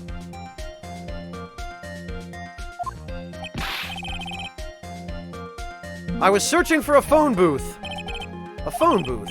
You mean you don't have a cell phone? You and your questions, as if you're trying to open all the layers of a Matryoshka doll. You must think you're really something special. Witness. I lost my cell phone. There, are you happy? You lost it. Unbelievable. You lose your glasses and your cell phone. You must be very scatterbrained when it comes to your belongings. What? Are you saying that first-rate people are never allowed to lose things? Haven't you ever heard that all geniuses have a straight...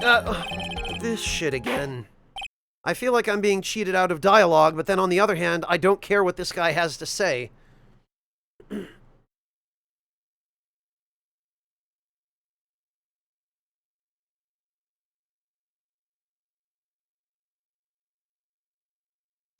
Enough! Oh man, oh man. Wait, hold on a second. He lost his cell phone? Nick, that cell phone, could it be... You mean this phone Maggie found? There's no way. Boy, I didn't see this coming. What should I... Yeah! We're gonna question him. Mr. Wellington, where is your cell phone right now? Huh. What are you getting all excited about? You seem to be a little confused. I found my phone, I'll have you know. See, here it is.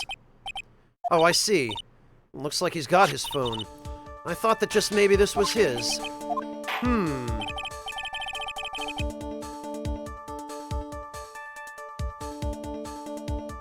Well then, I think we've cleared this issue up. The time of the murder, the witness did not have his cell phone because he had lost it. Therefore, the delay in his call was caused by his search for a phone booth. Well, that's the gist of it. I guess you could put it that way and leave it at that. You have any further questions, Mr. Wright? Hang on a minute. Yeah, I think we might, because... Yeah, because there's a freaking phone booth right here. In the picture. This is bullshit. Why would we... Okay. Yeah, that's what I thought. There is something.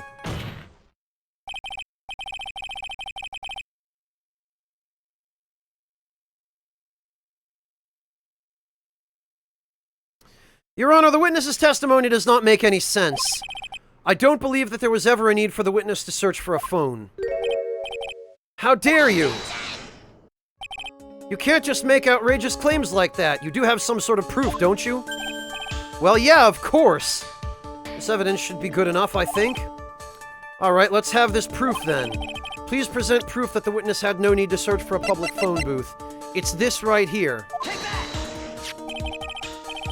It's quite simple, actually. Please take a look at this.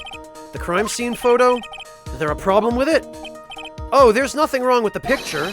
But if you don't understand my logic after looking at it, something is wrong with you. No! It's a phone booth. That is correct. All the defendant had to do was walk 3 steps. Mr. Wellington, why did you not use the phone booth that was right in front of you? Blech. Order! Order! What does reporting the crime a little late prove for the defense? The witness can't explain what he was doing for those 15 minutes. That is reason enough to throw suspicion on his testimony.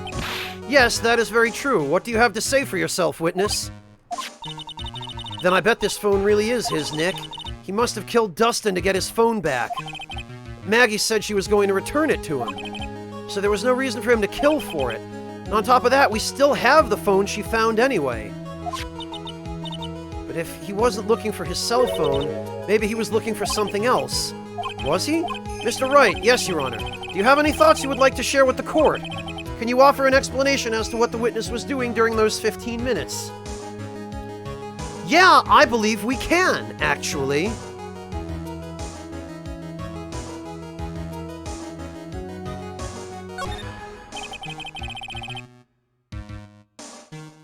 There is only one possible explanation. Alright, let's hear your explanation. However, be forewarned that if your explanation is not persuasive, you will be penalized. Think carefully before you present, Mr. Wright. Yes, Your Honor. I probably shouldn't have said there was only one possibility. Well, but there probably is. Please present to the court the one piece of evidence that will answer the following. Why didn't the witness call the police right away?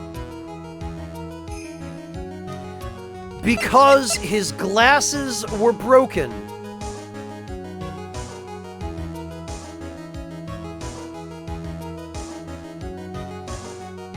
Because I have a feeling these are probably his glasses, and he was fumbling around like an idiot looking for them. Take that!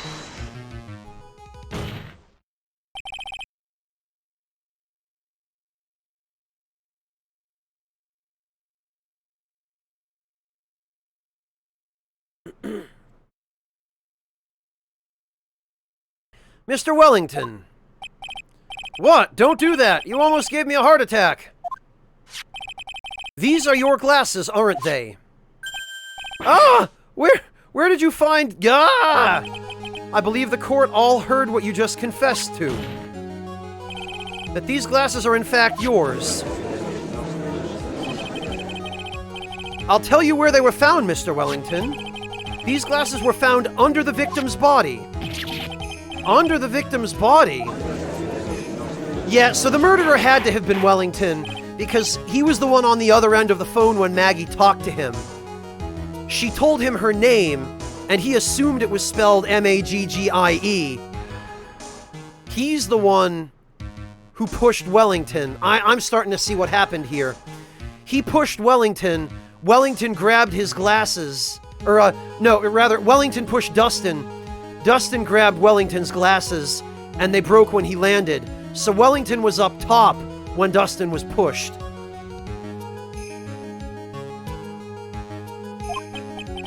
Now wait a second, hold on. I didn't confess or confirm anything. Your Honor, I think the answer is quite clear here. As he fell, Dustin Prince grabbed the culprit's glasses. The culprit knew he had to find his glasses and searched frantically for them. What he didn't realize was that they were under the victim's body.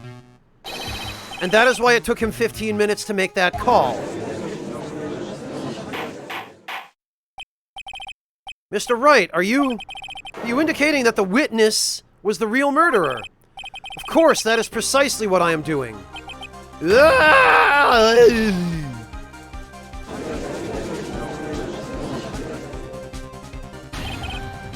I know I'm right. He is the real murderer. Did you figure it out, Nick? More or less. Turns out this cell phone was the key to this case after all. Anyway, now is our chance to deep six the... Wow! Phoenix going in for the kill! I'll sink him in one shot! Yeah, this is so exciting watching you work again. Somehow my old self is coming back to me. It's time to sink or swim. Everything rests on the edge of a knife. Standing on the razor's edge. Don't look down, just keep your head or you'll be Phoenix. This is the moment I've been waiting for. Order! Order!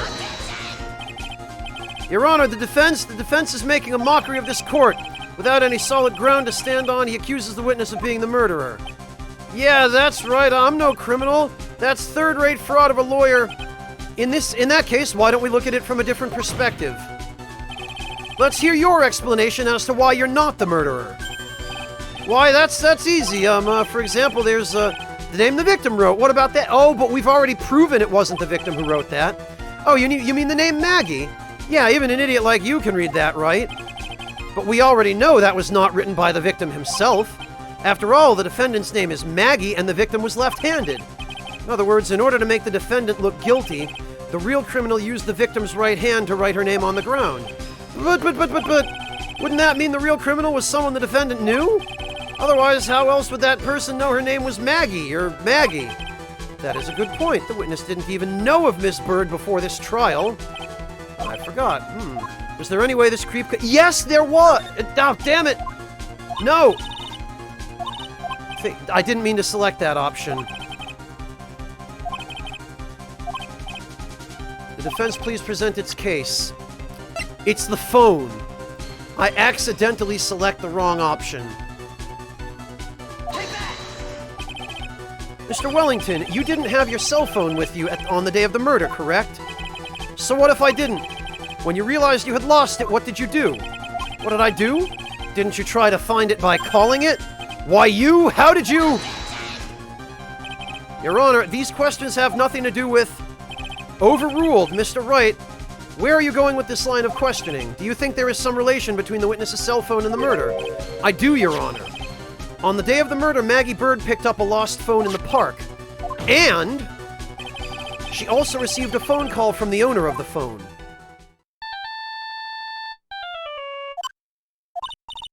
Hello? Oh, thank you. I've been searching for my phone.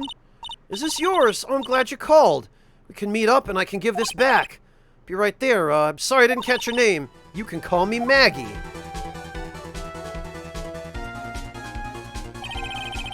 That was when you learned that her name was Maggie. But you made one fatal mistake. Fatal mistake. Yeah, you murdered him. My client's name is Maggie, but that name was written on the ground as M-A-G-G-I-E, not M-A-G-G-E-Y.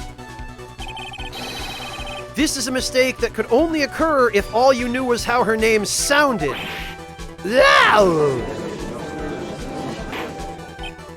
Order! Order! Your Honor, the witness has no motive. And your point is? It's very simple, Your Honor. A person would usually not kill someone without a reason. Mr. Wellington had no reason to kill, except that we have the list of names and numbers. That is absolutely correct. I don't have a motive. Mr. Wright, Your Honor, can you explain what motive the witness could have had? It's very simple, Your Honor. You sure, Nick? If I said I can't offer an explanation, then the trial's over, right? Yeah, but that list of names will prove that he needed to get the phone back. Now please present to this court proof that the witness had a motive. Take that! Mr. Wellington's motive is right here. What is this? A list? These phone numbers were pulled from the memory of the phone the defendant found. And we have determined that the people on this list are members of a certain group. You looked up all those numbers? Of course. This list of phone numbers was stored in the cell phone's memory. The names and numbers belong to people who are members of a certain con artist group. What? Con artists? Can you explain why these numbers were on your phone, Mr. Wellington? This is an outrage, an invasion of privacy. Looking up the phone numbers on a person's phone is a worse crime than murder. Not in Japan, it ain't. Welcome to the police state, bitch. I don't care, Mr. Wellington. All I want is for you to tell us what this list is about. You think any of you know what it's like to be a refined man such as me? Your Honor, this is unjustified badgering of the witness. Objection over... Boy! Payne is just getting his ass overruled over here. Mr. Wright, what is the meaning of this? Why would the witness have the numbers of a group of con artists on his phone? Your Honor, you are incredibly slow to catch on. Isn't that obvious? The witness is a member of the group. Mr. Wellington is a member of this very group. No! All of your friends' phone numbers are stored right here on this phone. If anyone were to look into these phone numbers, it would all be over for you. That is why you had to kill. No, this is too much.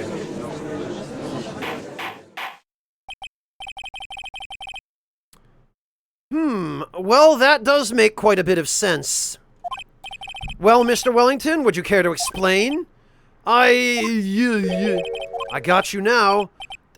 That police officer. Your Honor, what is it, Mr. Payne? Your Honor, this is unjustified badgering of the witness. You said the exact same thing only a few seconds ago. Please, let's think about the content of that phone call. Hello? Oh, thank you. I've been searching for my phone. Is this yours? I'm glad you called. We can meet up and I can give this back.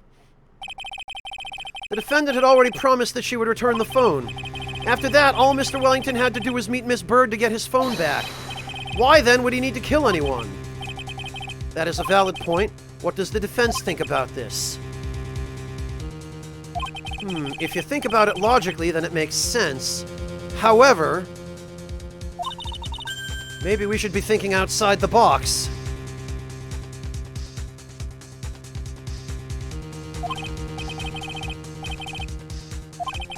Maybe that slime ball saw something at the crime scene that made him commit murder.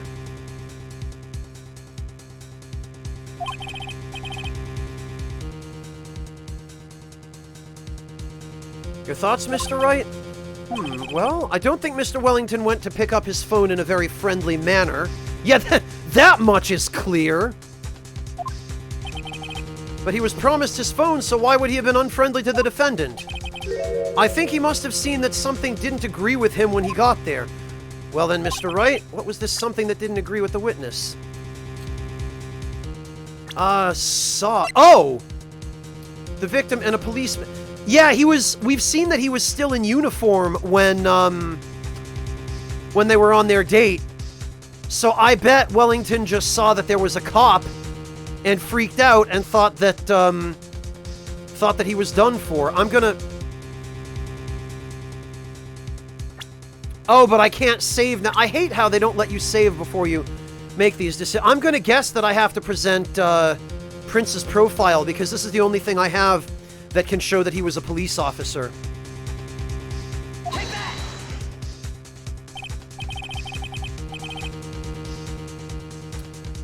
What Mr. Wellington saw was the victim. The victim? You mean Dustin Prince? Dustin Prince had gone on his date right after his shift was over. With no time to change, he went to the park still wearing his police uniform. Oh. Yeah, see? The girl that picked up my phone is with a policeman. He couldn't have known they were going out, so he began to worry. He was afraid the policeman would ask a few questions before returning the phone. If I do anything suspicious, he might run a check on my phone. In his mind, it was possible that they had already run a check on the phone. And he went into a panic, is what you're saying. Exactly. Officer Prince was murdered simply because he was in uniform.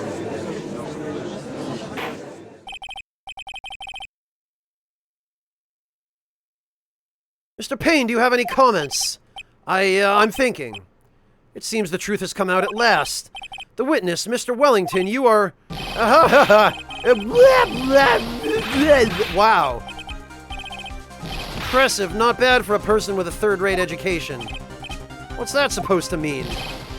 The evidence! The guy is all you've been waving around and talking about is that suspicious cell phone, suspicious phone number this, suspicious con group that. They're all on that phone. Who's to say that phone is really mine? Where's your proof, your evidence? You want proof that this phone is yours? I already told you earlier. The phone I lost, I've already found it. You don't even have the slightest idea who the phone in your hand belongs to. You can be sure it isn't mine, you simpleton. What? It feels good to see you who's the one who's squirming here? We do seem to have a problem on our hands with this phone. Whose phone is it? Without knowing that, it's meaningless as evidence. Your Honor, this is bad. I can't let him turn the tables on me like this. His cell phone. There has to be something I've overlooked. There has to be. Yeah, what about the fingerprints? Because we've already been over the stored numbers. We should check for fingerprints. Fingerprints? Yes, Your Honor. Mr. Wellington must have left some prints on this phone. Nick, don't you remember? When you got that from Maggie, you wiped it off. I what? You said there was sand all over it, so... Wiped it? I wiped it? Pretty thoroughly, too. Ha-ha! It's so much fun watching third-rate trash babble like morons amongst themselves.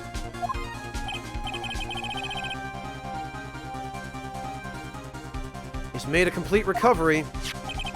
How many times do I have to say this? My phone is right here, you see? Oh, and incidentally, you can't check the numbers stored on this phone. Must have glitched because all the numbers just magically disappeared. Yeah, sure they did.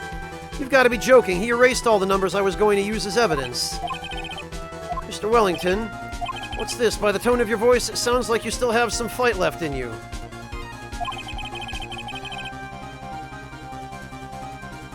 Where did you finally find your cell phone? Oh, you were too much. Of course you have no idea what I'm talking about.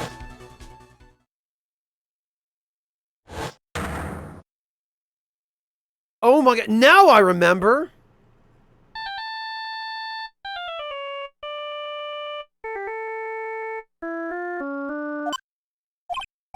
Looks like they hung up. Ah, good. Oh, I finally found it.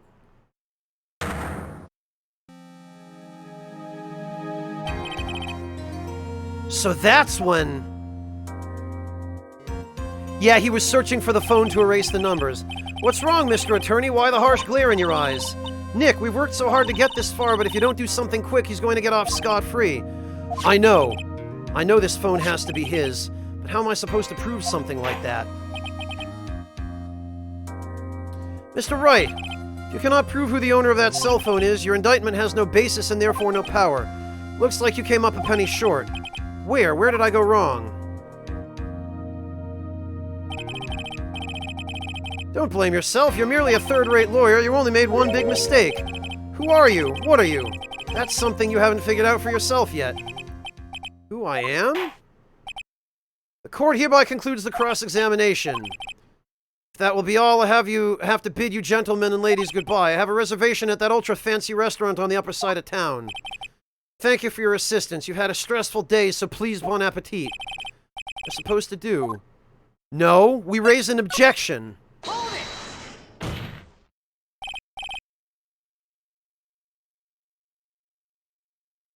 Please wait, Your Honor. All right, Nick. I think I may be able to prove it. Prove it. Prove what, Mr. Wright? Everything. Your Honor, the cross-examination has already ended.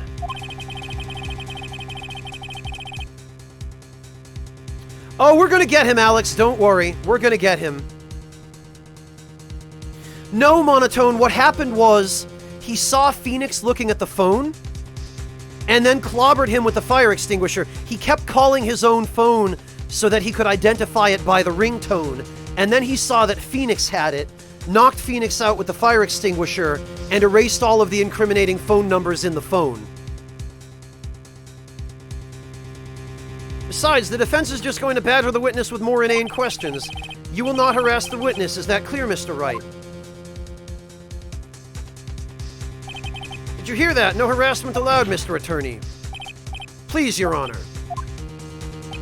Very well. This is your last chance, Mr. Wright. You may present one piece of evidence to the court. I only get one shot at this. If you cannot prove everything, it's over for your client and for you. Do you fully understand? Yes, Your Honor. I'm sure you're all well aware, Your Honor, but the cross-examination period has ended. Were you paying attention, Mr. Payne? I said that Mr. Wright could present only one more piece of evidence. Oh. Now then, Mr. Wright, this is your last chance. Please present one piece of evidence that will explain everything. The only one we haven't used yet is the business card. And he handwrote his cell phone number on the back. Take that! Why, thank you. How nice. Here, please have one of mine. Oh, Judge's business card. Why? Why would you give me your business card? It's written in a fancy script. The ink is strong and clear, but I can't read it. They don't want us to know what his name is. Yeah, Japanese business culture. Because in Japanese business culture, when you give your business card to somebody, they give their card to you. That's just how it works. It's expected that when you there's like a whole protocol that goes along with exchanging business cards in Japan. There's like an actual, it's almost like a gang handshake. There's a specific set of motions and gestures and bows and a way of handing the card to somebody and a way of receiving the card from somebody. It's really some kind of like arcane ritual exchanging business cards in Japan.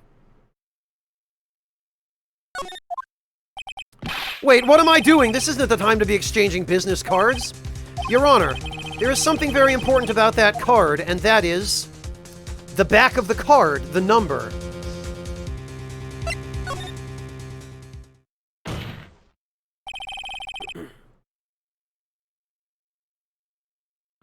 This card is important because of what is on the back. You wrote your cell phone number on the back, but that's exactly it. Can you please call this number from your cell phone? Huh? Right now? But court is still in session. It's okay, you'll see. Okay, if you say so. Yep, there's her phone. Is the defense preparing something, Mr. Wright? We are going to call my cell phone now. And then the court will see everything for what it is.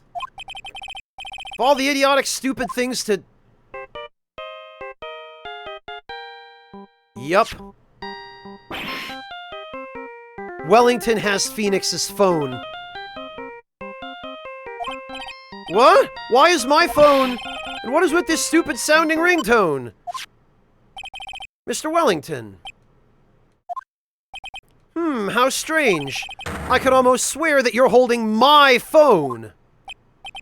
Your... No, it can't. By the way, before I forget, thank you very much for the lump on my head this morning. Ugh.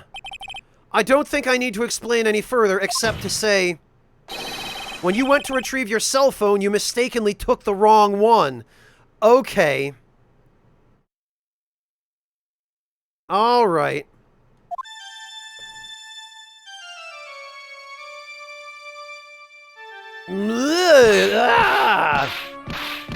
Not quite where I thought it was going, but my guess paid off.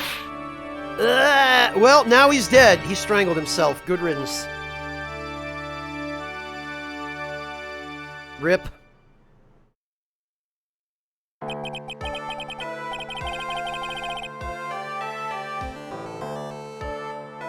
So that is what happened.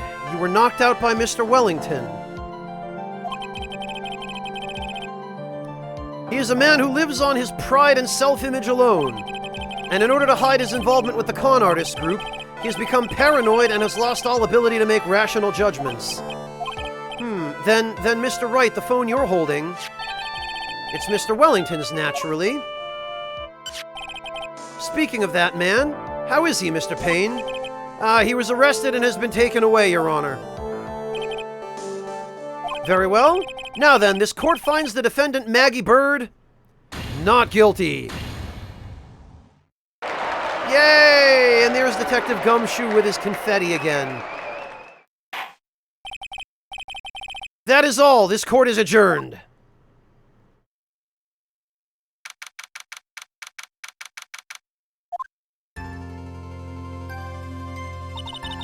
I knew that the real you would shine through eventually. I am so moved by what you've done for me, sir. Thank you so much, Mr. Wright. I feel really bad for Dustin. He didn't do anything to deserve that. No, he didn't. I feel bad for him, too. That's rotten. Also, wait a minute. I just realized Phoenix was sitting on that couch when Wellington clobbered him with a fire extinguisher in front of 2 guards who just stood there watching and did nothing.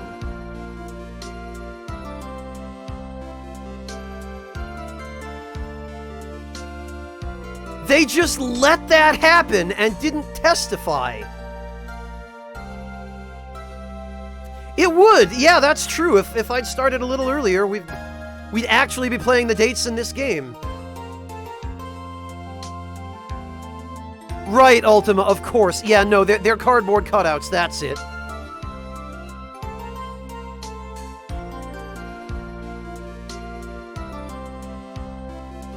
It's probably because of me. Huh?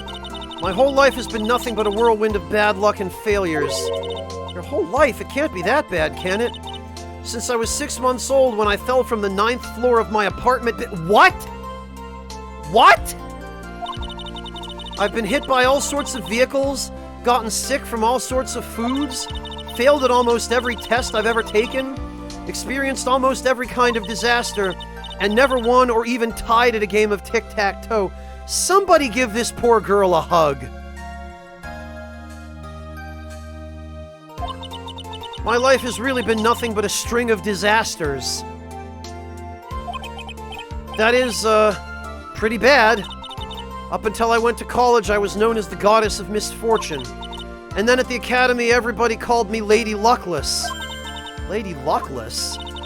What's worse is that my misfortune always seems to latch onto those around me. What do you mean? When I see someone in trouble, I always try to help. That's right, you were talking about this earlier. It happened again recently too, sir. There was an old lady pacing back and forth by the pedestrian crosswalk. I gave her my hand, and before I knew it, we were having dinner at my house. Oh, I'm sure that Dustin's gone because of me. That's not true. That glove didn't even have any sort of special meaning. It was just a present to say thanks for covering one of my night shifts. Oh, I see. Everything is all my fault. Dustin's death, your head being all messed up. Well, I don't think my head is that messed up yet. I'm going to find a new life for myself starting now. The next time we meet, I'm sure I'll have found a whole ocean's worth of good luck by then, sir.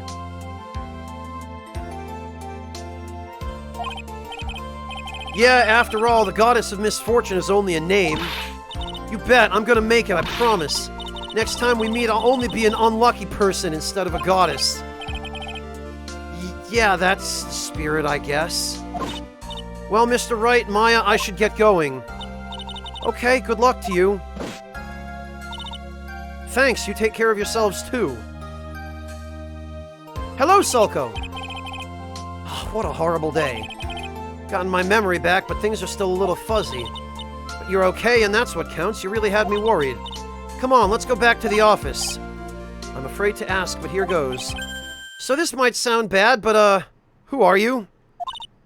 What? I thought you said you got your memory back. At that moment, everything really did come back to me. Detective Gumshoe? He's someone I've had clashes with in the past during certain cases, but he's also been a good ally during others. The Judge! He's a lovable, kind old man who is easily swayed by other people's opinions. Really? That's what Phoenix thinks of the Judge? Yeah, he's a lovable, kind old man who just happens to be a complete shrinking violet and a pansy. But in the end, he always comes up with the right verdict. This person, I haven't got a clue. Nobody knows who Pain is. He seems to know me, but maybe he's mistaking me for someone else. And this girl, Maya? You finally remembered. This is Maya Fey, my assistant. That's right, I have so many unforgettable memories about her. About how much she loves honking down hamburgers.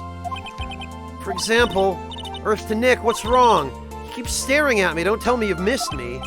Well, yeah, I suppose I have. I feel like I haven't seen you in ages. Oh, well, I'm back now, so it's time for us to create new memories together. Alright, sounds good. All the phone numbers on my phone were erased by Mr. Wellington. I guess I have to start over from the very beginning. Come on, Nick, let's go to our usual burger joint. Yes, see, I knew it. Okay.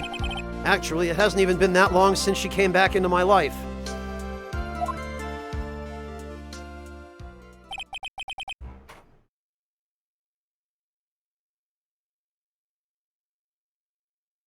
And that story began on one rainy afternoon 2 months ago.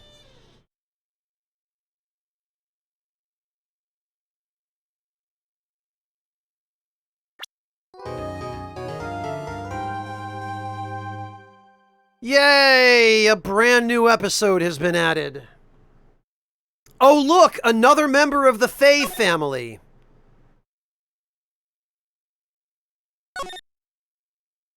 He was hit on the head with a fire extinguisher, Insane Bob.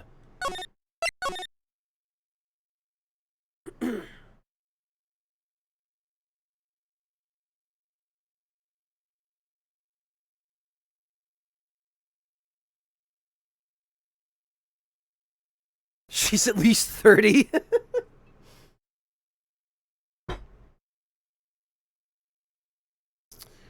So far so good, Amazing Blanket. Thank you. Hello, and welcome. And Shot Gang as well. God, you guys picked quite a time to show up.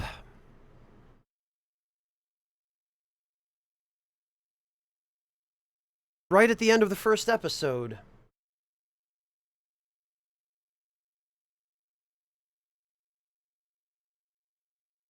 Because actually, I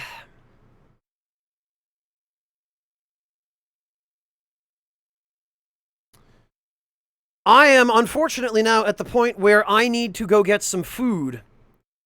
And also probably some rest. I got a later start today than I wanted, and I have to go eat. I've not had a proper meal yet. And I think now probably is a good time to wrap it up for today because we're just at the end of the first case. But I think I am going to continue this tomorrow. We're going to do the second case tomorrow.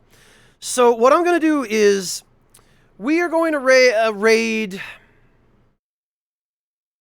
We're going to raid Mealine, who is a new friend of mine, and she's trying very hard to get her Twitch channel off the ground. She's playing some Resident Evil 4 right now. So let's all go show her some support. She's really sweet. You guys, I think, will really like her. She's a really nice young lady, and she's trying very hard to build a really good community on her small channel right now. So let's go show her some love and some support, and I will catch all of you tomorrow for some more Phoenix Wright Ace Attorney Justice for All. Thank you all again for the incredible support and kindness you've all shown today. Thank you all so much for your generosity, and I will catch all of you tomorrow.